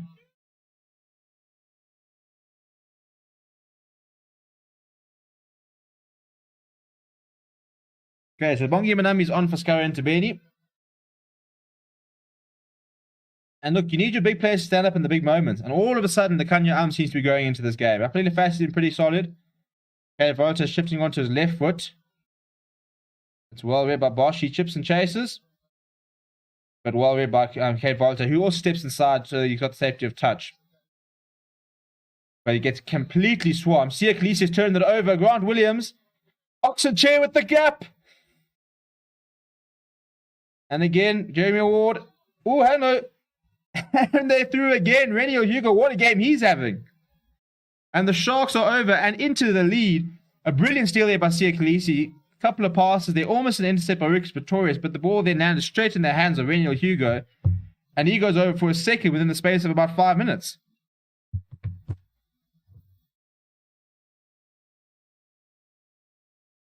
It was actually all stems down to that chase from Kern Bosch. It was a chip ahead. Kate Volta got into a good position, but P-Step Pretorius was completely swarmed. And then the Sharks, and that's what they do. Quick ball from Grant Williams.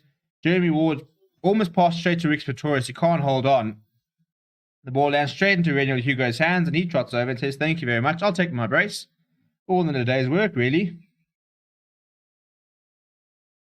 Very, very, very well done by Oxen Chair. Thought about the chicken wing pass there. Saw that Bongi Manami was outside. Opted to hang on to it.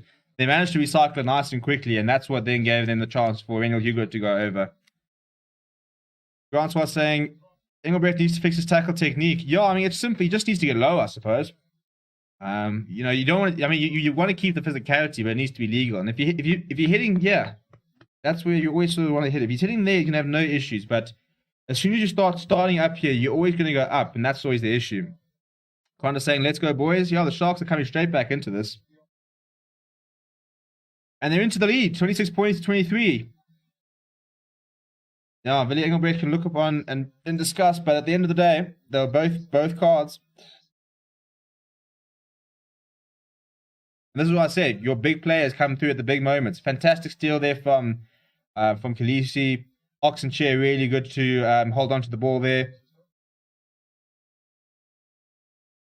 I think that's been touched. Grant Williams with a bit of box kick has been touched, but Spoo and Corsi. No, the Stormers win it eventually. I don't think the Stormers have touched the ball so far in the first 11 minutes. And I should probably start the clock as well, because that would also help.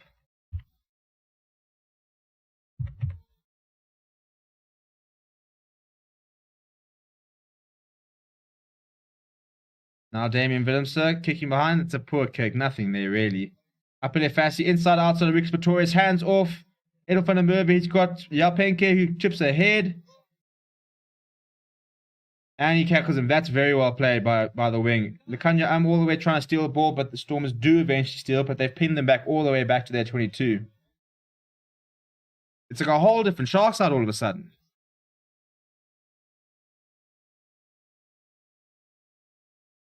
Well, whatever they were said at halftime is definitely working, because the Sharks are really tearing it up, and the Stormers are now just sort of trying to see off a storm.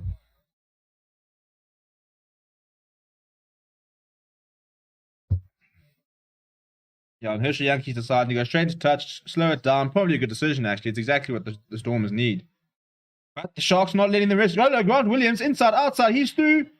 He's got the pace. It's a great tackle by Damien Willemse. And if they can recycle this, he'll go over. Surely. And they're over. Sharks are over again. How is this for a comeback? Is it Rennie or Hugo?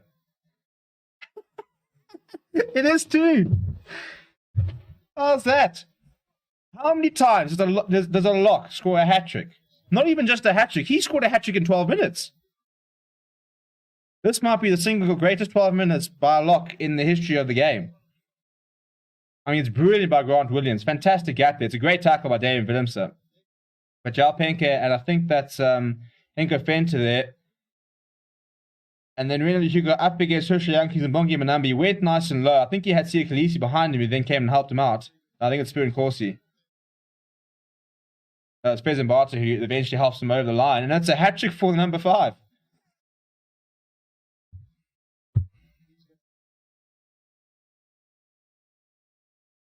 I mean, that's 30 minutes. 30 minutes hat-trick.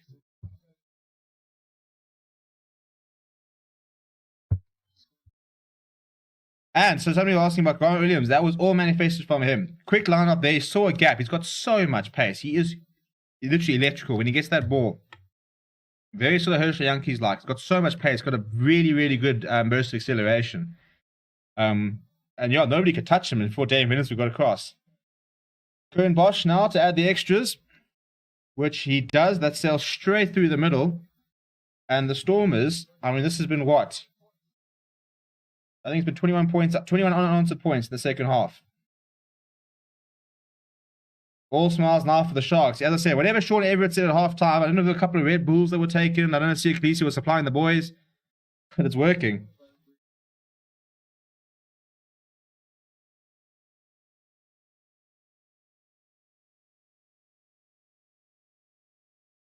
And it's amazing when things start working, when things start going your way, how everything just shifts. The momentum shifts. You start playing with a bit of confidence. You can start doing those 50-50 things in their work.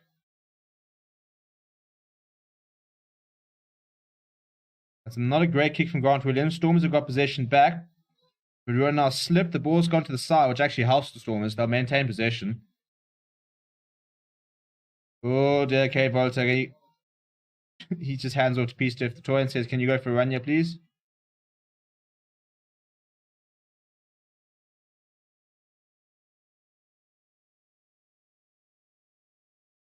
Hang on, we can stop time, yeah? This doesn't look good at all. Okay, Volta's down. He's writhing in pain. It looks like a knee. It doesn't look good at all.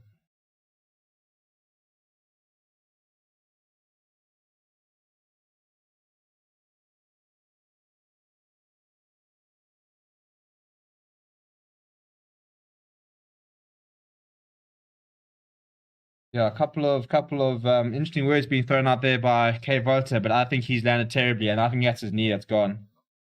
We'll see the replay here.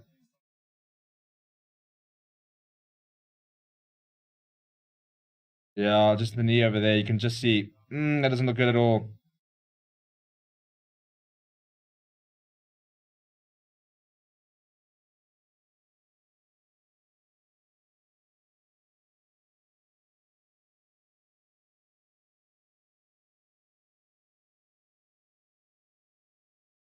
Well, let's hope it's not his ACL. If it's ACL, that's the rest of the year for K Volta. It's a shame because I think he had a very good first half, and he's 19, being backed as the starting flower half.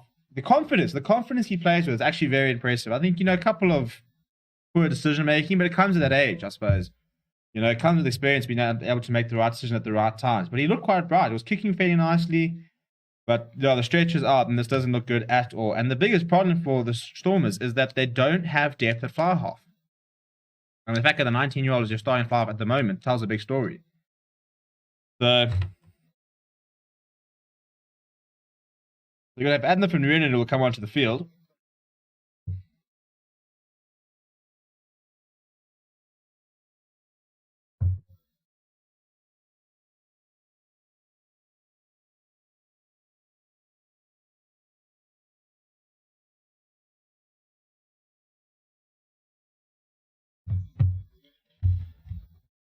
Never nice to see a player go off injured, especially when it looks serious. And I think that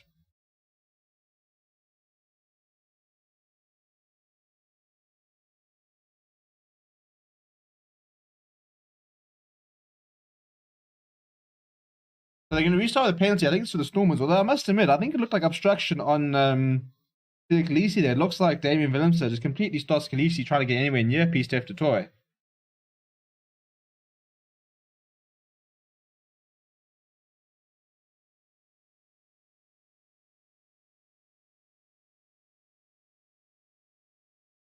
Okay, so Volta didn't go off on the stretcher. He's not putting any weight on his thing, but he is hobbling off, supported by 2 medics. So yeah, but it didn't look good at all. But at least it wasn't. I don't think it was a break or anything. There wasn't any oxygen or anything on the field. So we'll restart with a penalty here for the Stormers. Abner van Renen is the man on the park. Use him there in place of Kate Volta, and we'll try and get an update on him. So Abner van Renen will now try and guide the Stormers back into contention. They are 10 points behind after having a 11-point advantage at half time. So 21 unanswered points by the Sharks in the second half. We've also got Kieran van Vuren on for the Sharks, and Khaleesi is off. Kapetsi Buthelezi is on. A decent outing for Khaleesi, actually. Quite a slow first half, but suddenly looked a lot better in the second half. When things started going a bit more to the sort of Sharks brand, I think he's going to thrive in this environment. When he gets a bit loose, he's got pace, he's got power. Speaking of somebody who's got power, Bongi Manamdi has come off the back there, trying to get the Stormers back over. Marvin Uri, Stephen Kitsoff, that's a great, but damn Du Plessis loses footing. Big chance for the Stormers here. They've got an advantage. They're on the Sharks 5. That's Sia Khaleesi still in the park, so they've gotten it wrong. I don't know whoever's gone off, but it wasn't Sia Khaleesi. So we had a bit of notification about the entire loose trio is still on, so I don't think Pepsi Buthelezi is on just yet. The Stormers still have an advantage here, not really going anywhere. The Sharks' defensive line holding firm, as it usually does, to be fair to them. Another advantage for offside, and they just now knocked it on.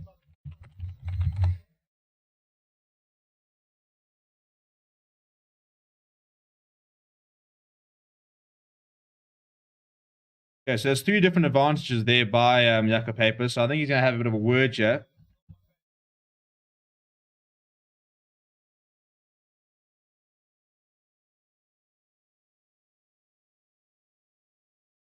They've got different options on where they actually want get to take the penalty, because there were 3 different ones. So they're going towards the left of touchline, so I think they're going to kick into touch and try again. Remembering that the Stormers still are playing with 14 men after that second red card of the game, which in normal circumstances would have meant that they would have been down to 13 for the rest of the match. But as a result, they were already at 15. And with Billy Engelbrecht, he can be replaced after 20 minutes from when he went off. So they can go back up to being a full contingent. So let me just fix this timer of ours. There we go.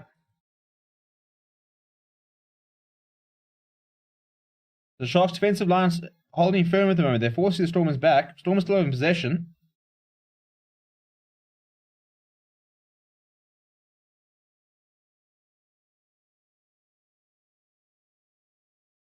P-Steph du Toit now.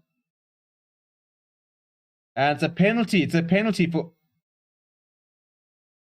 I think it's for holding on. I don't know who the player is. Yeah, Thomas du Toit got all the... Yeah, P-Steph du Toit is a little bit isolated there, taking it in himself, and Thomas du Toit got over the ball. And after all that pressure from the Stormers, the Sharks get out, and there it is. So it's Khaleesi to pass the field.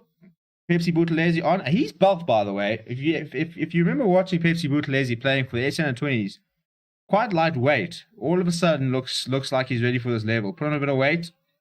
Still a very exciting player. Nice, loves sort of open play. Very much in the mold of a sort of Siko Mozenoche. And the Sharks have not found touch. And Dan Du Plessis now takes the ball in, and there he is, Pepsi Buthelezi into the thick of things immediately. Ooh, that's a terrible bit of a hospital pass there for Mungi Manambi, but it's well dealt with.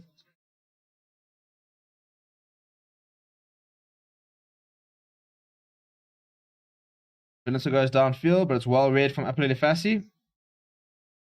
He goes up.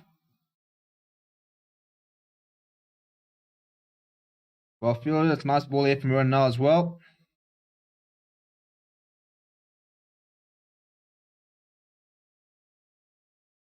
Ben was saying, I feel for Darby is such a good coach who's had to deal with so much rubbish instead of putting his full attention into coaching.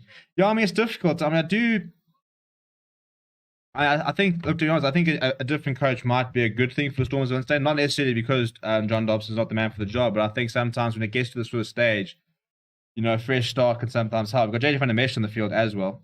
But it is, I mean, it's so difficult to judge anyone in the Stormers or Western Province because that the union is such a joke. And until you could sort out those sort of issues, I mean, what can you really expect it to do? But look, he's certainly no Eddie Jones.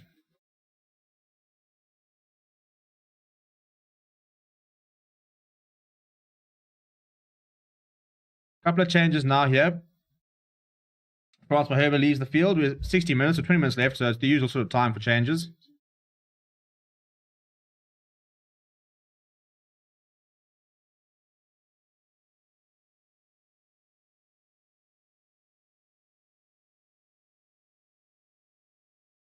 Grant saying I would have gone for the 3 and let the Sharks kick the ball back at the restart. So Grant Williams is off. Yeah, probably not a bad option. Really good game from him, actually. I was very impressed. And Sinead Nahamba, who, if you go back a year, couldn't do much wrong. For me, is kind of sort of slipping down the pecking order a little bit.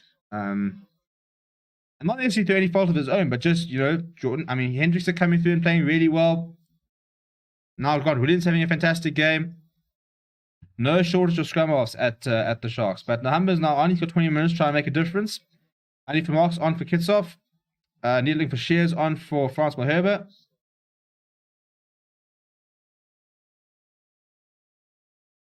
Please do smash like on the video. I have paused it, haven't I? No, I haven't paused it. Wait, let's sort out this timer.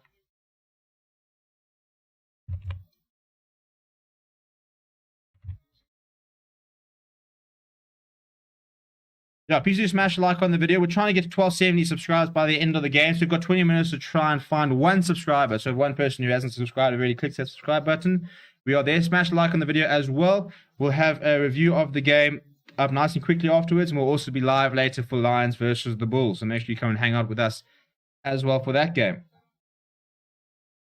So for the Sharks, it's all about seeing the game off now. They've got a bonus point. And they conceded a penalty there. But, you know, 20 minutes to go. I think it's all about just doing the basics and getting the game done. They've done the comeback. They've done the hard yards. They've got themselves in front. Question is, can they keep it? We've got Marnie Liebach on for Kieran Bosch. Has he kept that in? That is absolutely brilliant from Apelele Fassi. They haven't.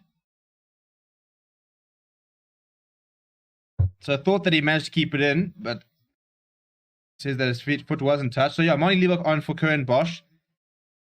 I mean, some fantastic replacements here for the Sharks. To be able to bring on JD van der Mesh, to be able to bring on Sinead Nahamba, to be able to bring on, you know, Marnie Liebach, who I thought was terrific during one of the preparation games. He is a game changer. Yeah, I believe Fassi needs to read a law book. Unfortunately, if you want to try and hit the ball in, you have to come from within the field. So it didn't do that at all.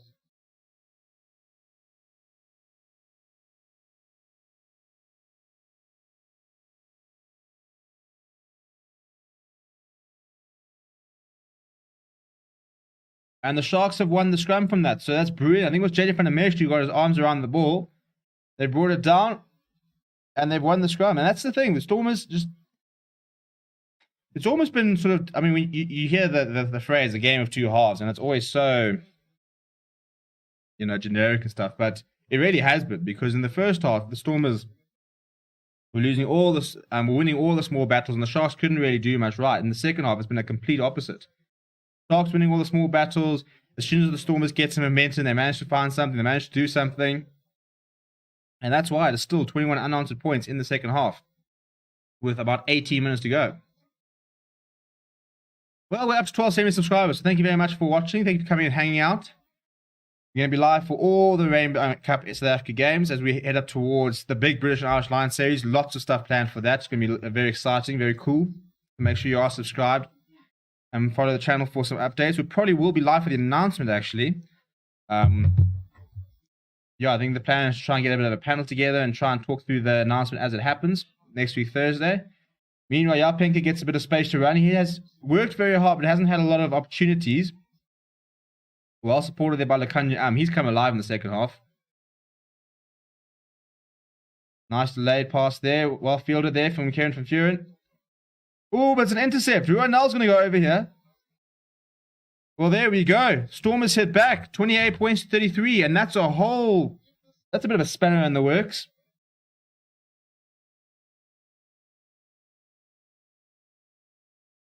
I think we've got a late tackle here, so I don't think it's going to be allowed after all that. Well, let's stop the timer. We're going to have a look.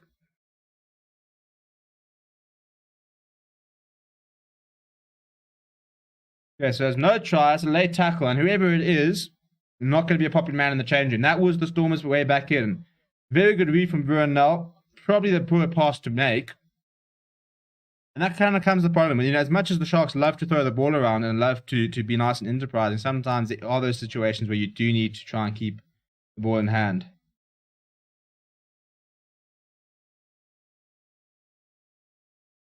So it's nearly Bashir who stuffed it up, and it actually had absolutely no bearing on the game. So what would have been a try for none other than trying to have a bit of a cheap shot on a player, Neertling Bashir has taken away the opportunity to get back in the game. Discipline, discipline, discipline. You can't really have too many complaints. It was just so needless. Why? Why must players do it? You know, literally, it was the ball had gone, you passed it. He was going to have no effect on the game whatsoever. Late tackle. They had just intercepted and scored a try, and now it doesn't count. And instead, the Sharks get to kick to their half and set up a line out.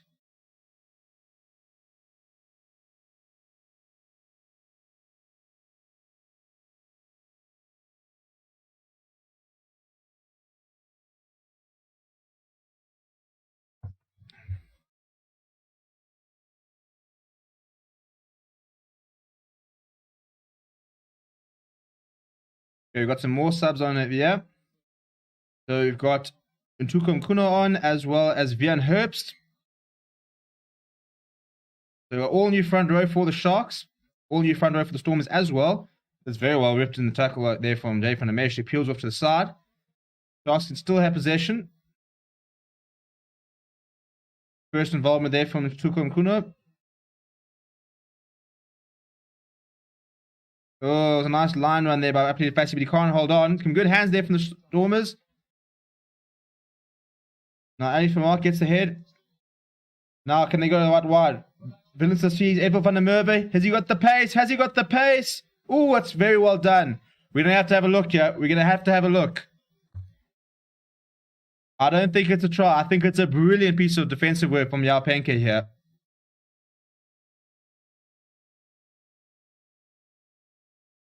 Yeah, so Edward van der Merwe thought he had the pace, but Jalpenka turned and managed to bring him to touch. And Edward van der Merwe, realizing too late he wasn't going to be able to go all the way, delaying the pass inside. So it will be a Sharks defensive line out.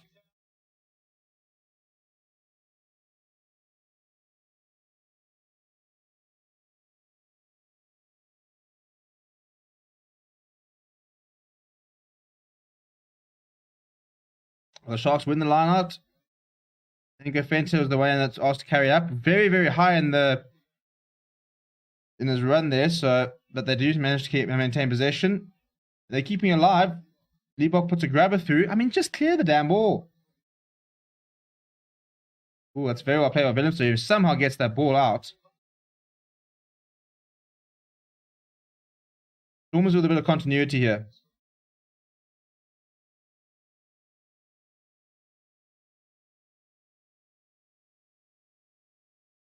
Oh dear, Yankees a bit of ice there, but they managed to keep on the ball. Oh, Pete Steph to Toya spilt it forward. That was in the bread basket as well. That's very poor from the former World Player of the Year. Knocks it straight down. I don't know if it's a bit of fitness creeping in. I mean, 65 minutes in your first game back in well over a year is quite a lot. I'm surprised still on the field, to be honest.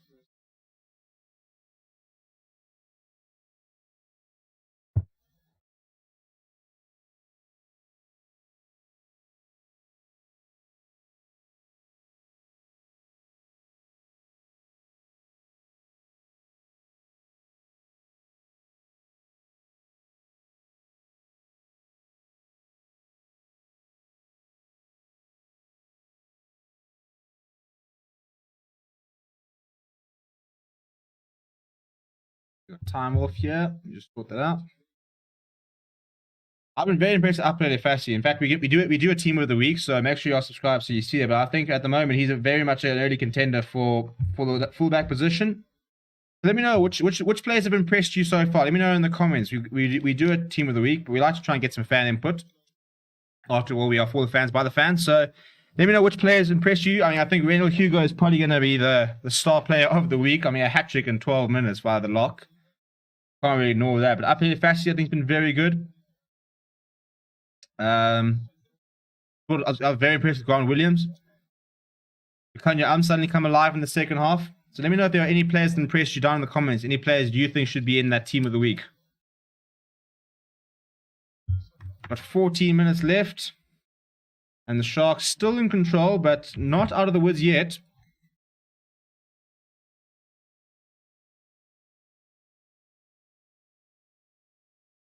Well, 2 new front rows and already a scrum reset, which is about right.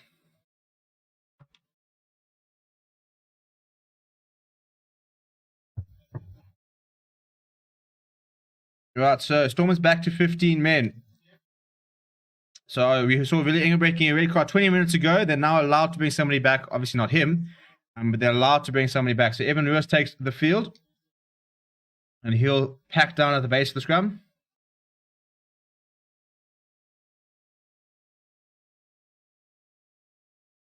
And we've got Godlin Simler, who's now on for Herschel Yankees as well. So the benches have been unloaded. Oh, and they've gone down on the Shark side there, but no penalty. Liebold looks up and he pumps that downfield.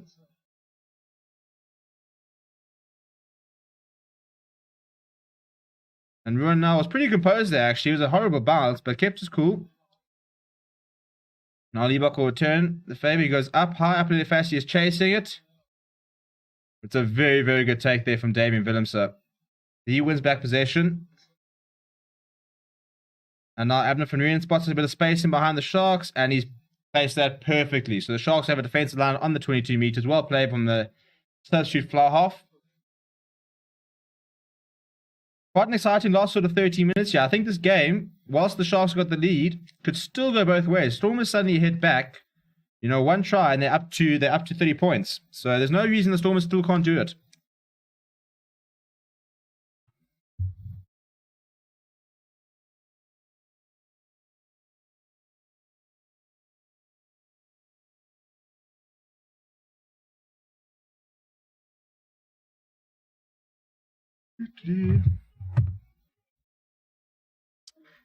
Andrew saying, it's typical of the Stormers. Play 40 minutes, then think they've won, but forget there's another 14 minutes. Yeah, unfortunately, it has kind of been the case. I mean, 21 points in the second half from the Sharks, completely unanswered so far. I suppose that's why I think it's so frustrating, especially if you're a Stormer supporter, is that you look at the side and there are so many good players. It should be a side that is competing, you know, and they just almost find ways not to. And it's because of second half performances like this, where you have such a solid first half and you're in a good position, and then just don't keep up the pressure and allow the Sharks to come straight back into the game. I mean, you cannot allow 21 unanswered points in the space of, 12, 13 minutes. Dave Vincenzo once again pegging the Sharks back, which is fine, but unfortunately, the Sharks haven't really buckled in terms of their exit play.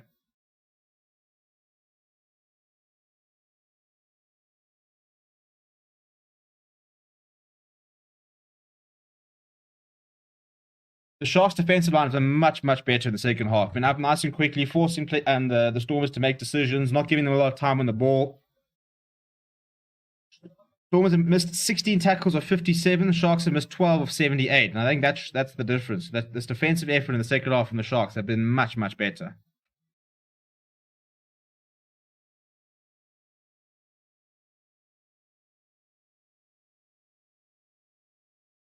Started lineup from the Sharks. Oh, it's a good take there from Henke Venter, right by the base of his feet, but he managed to hold on.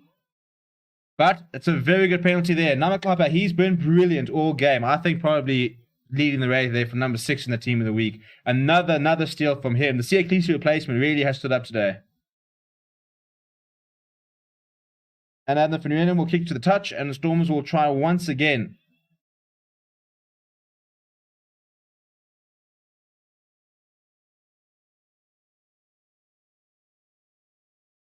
This is where I just wish we could find all the player stats. Because I'd love to see what how many steals our club has had. He's been brilliant.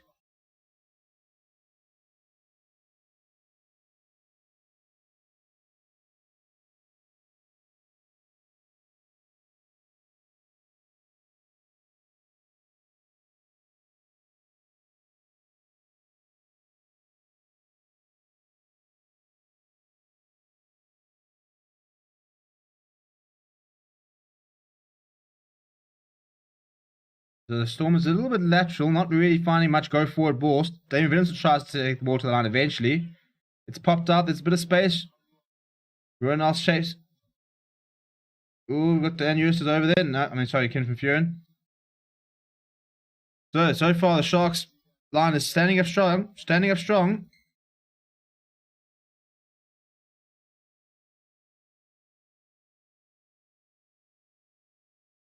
That's another penalty for the Sharks. I wonder if we're going to see somebody go to the bin here.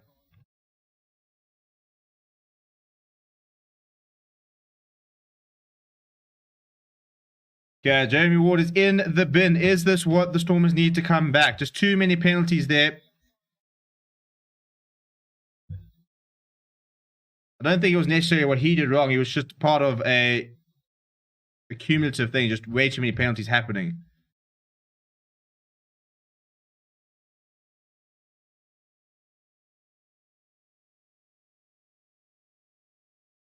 Okay, so now the Sharks down to 14 men, and the Stormers have got 8 minutes to try and turn around 10 points.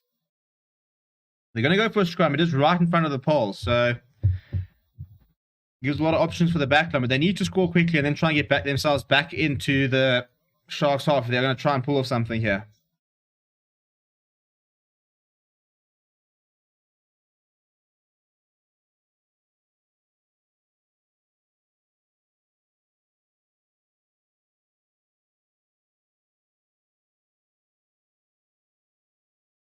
The Newfound Rose, we've got another reset. The Stormers don't really have time for this, to be honest. They've got 8 minutes to try and score 2 tries, or else try a penalty to try and draw the game.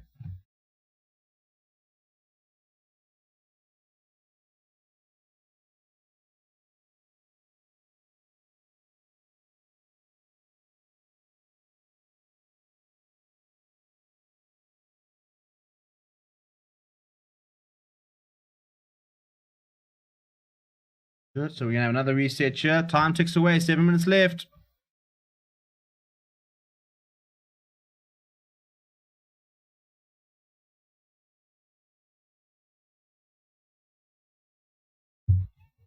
Looks like a better hit there. Yeah, and the Stormers got an advantage. Abner van Rieenen tries a little dab over the top. Woo! If that is a try, that is absolutely brilliant from Edwin van der Merwe.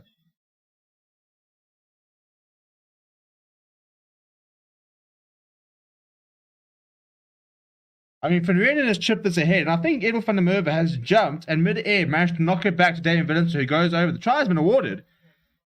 I want to see the highlight of this. This looks like it's been brilliantly done by Edwin van der Merwe. Yep, jumps up, knocks it back inside. Damien Willemse is right there to pick it up. Stormers hit back with 6 minutes to play. Can they do it? Can they do it? Is it too late? Where has this been the entire half?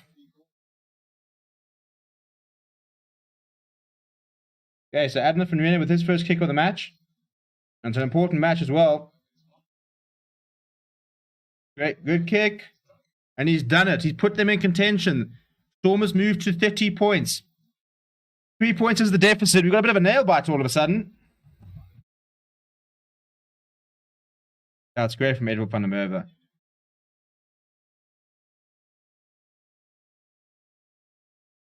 Right, so the Sharks here, 5 minutes to go. They're going to kick this deep, very, very deep. Well, Cape Volta's back on the side of the field. He's all strapped up and on crutches, but it's good to see he's there. He'll be all straight off to the hospital after this, I'm sure, to get some scans done and decide what the seriousness of that injury is.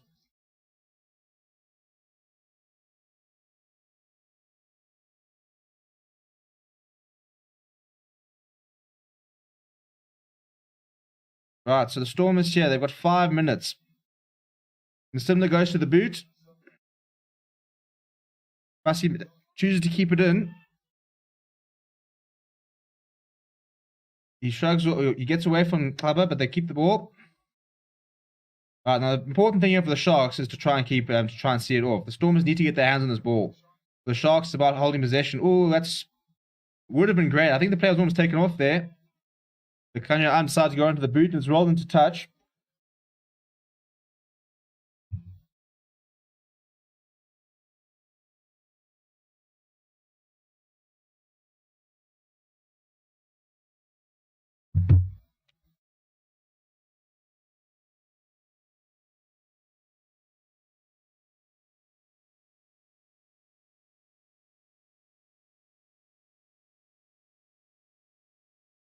And you're saying, don't see it happening. We just don't have the killer instinct to do this. Ooh, and that's gone straight over the top. I mean, out of all people, I mean, they've kept possession.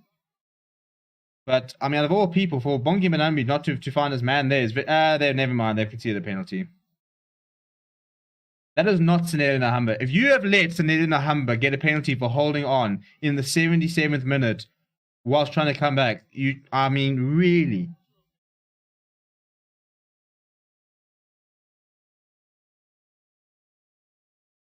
Right, so Leebok's going to have a shot at goals here.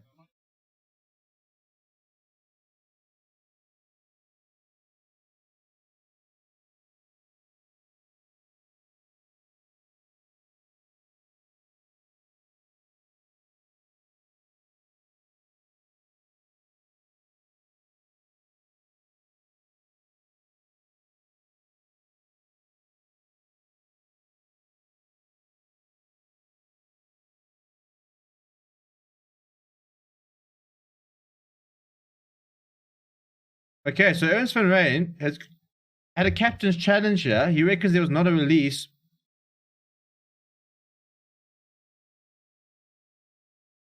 Okay, so we're trying to get all the details of what's going on here.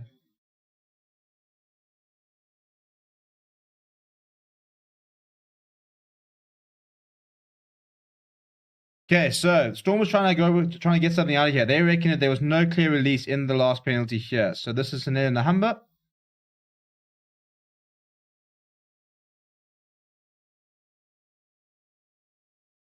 Well, look, if there's no penalty release, I don't think there was definitely a stage where he wasn't supporting his body weight.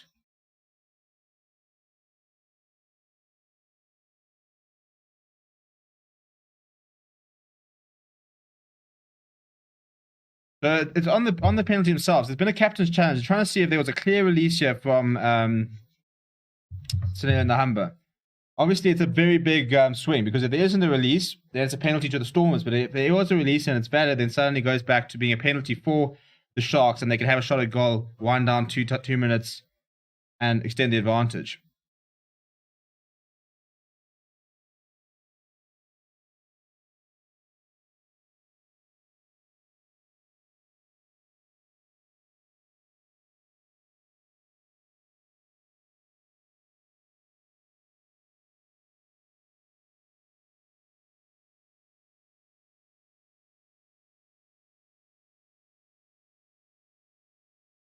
Yeah, that's what I think. So they were saying they're not sure if it's a complete release, but as what I said in the first thing.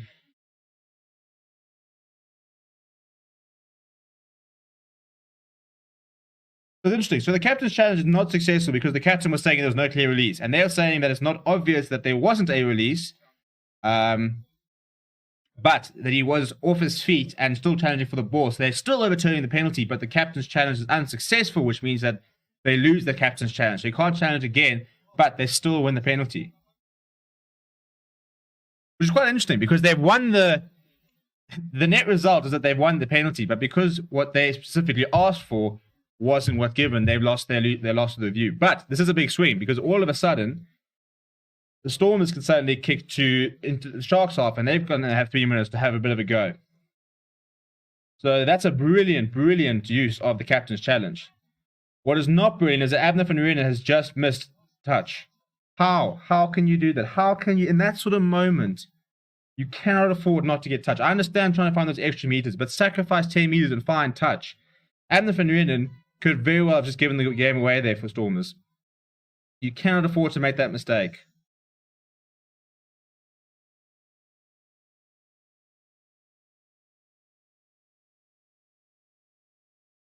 So it isn't touched now, so the Stormers will have it line on the halfway line, though, after Adnan van Riebeeck missed the kick. Bongi Manoni finds his jumper, this piece of the toy that goes up, and they're going to set up a more. They've got some early momentum. And I've got an advantage, so it's a good result there. Bongi Manami now takes it himself.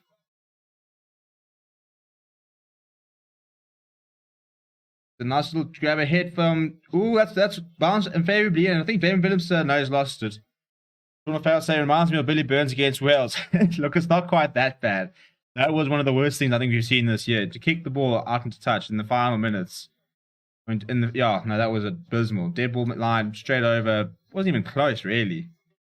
So, Van Riebeeck's got another opportunity here. They could have gone for poles.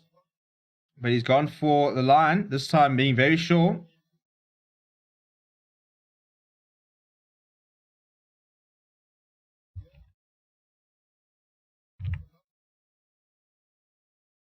So less than 2 minutes on the clock. The Stormers have got a line out on the 22, literally on the 22 meters. This is it. This is their last chance. Can they snatch a victory?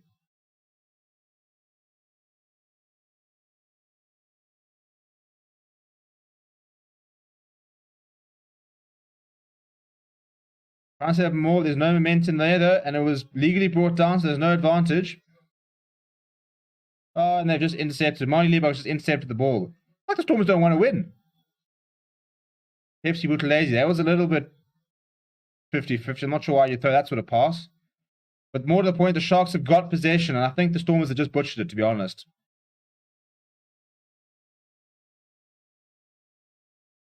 Liebach will now try a torpedo. He'll try and get towards touch. Well feel by Willemse, so they can't. He's going to go up ahead. Right. Big challenge here, though. And Fassi wins it. He's important to touch, so the Stormers will have another go. 30 seconds left, though, so really are running out of time here.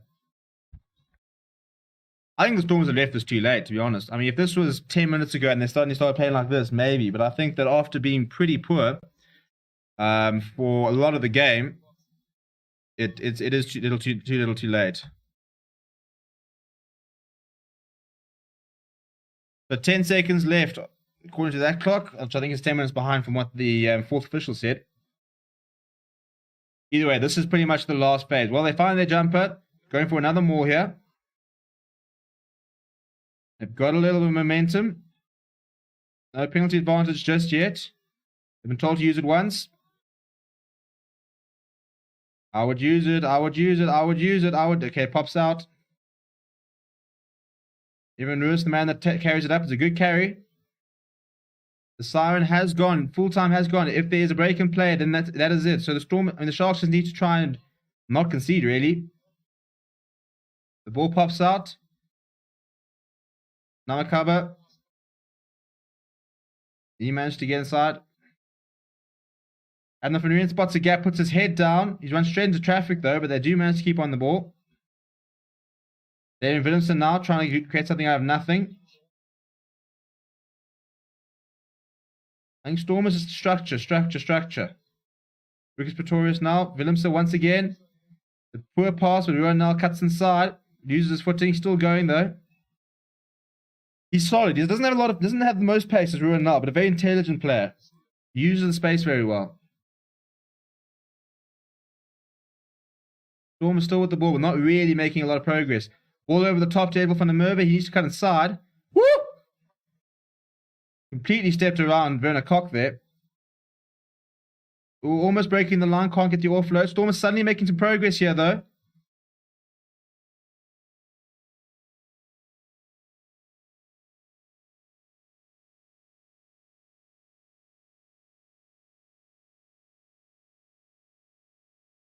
Ooh, they've kicked him behind. I don't think he's going to have enough pace. Does he? Oh!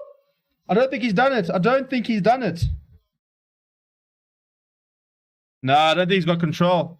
It was a great idea. I mean, Ruan was calling for it, all of that move. Adnan van Riebeeck grabs behind, but the ball pops up at the last minute, and Ruan I don't think he's controlled this.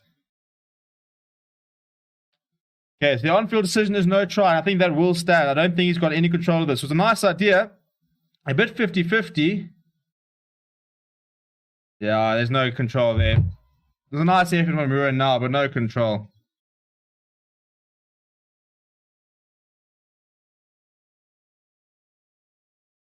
Right, Andrew saying Stormers could have another 20 minutes on the clock and spend tight 20 on Sharks. Lions still probably not win. Well, Stormers not enough, unfortunately. A fantastic comeback from the Sharks, and deserved victory, I think, with the comeback in that second half. A really, really good effort from there. Really, Hugo with a hat-trick hero.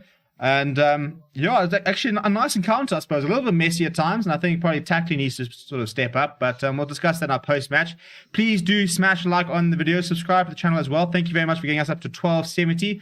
Let's see if we can get up to 1300 by the end of the day. We will be live later for Lions versus Bulls. Should also be a really cool clash. So make sure you come and hang out with us. Thank you very much for watching. My name is Steven, and I will chat to you very, very soon.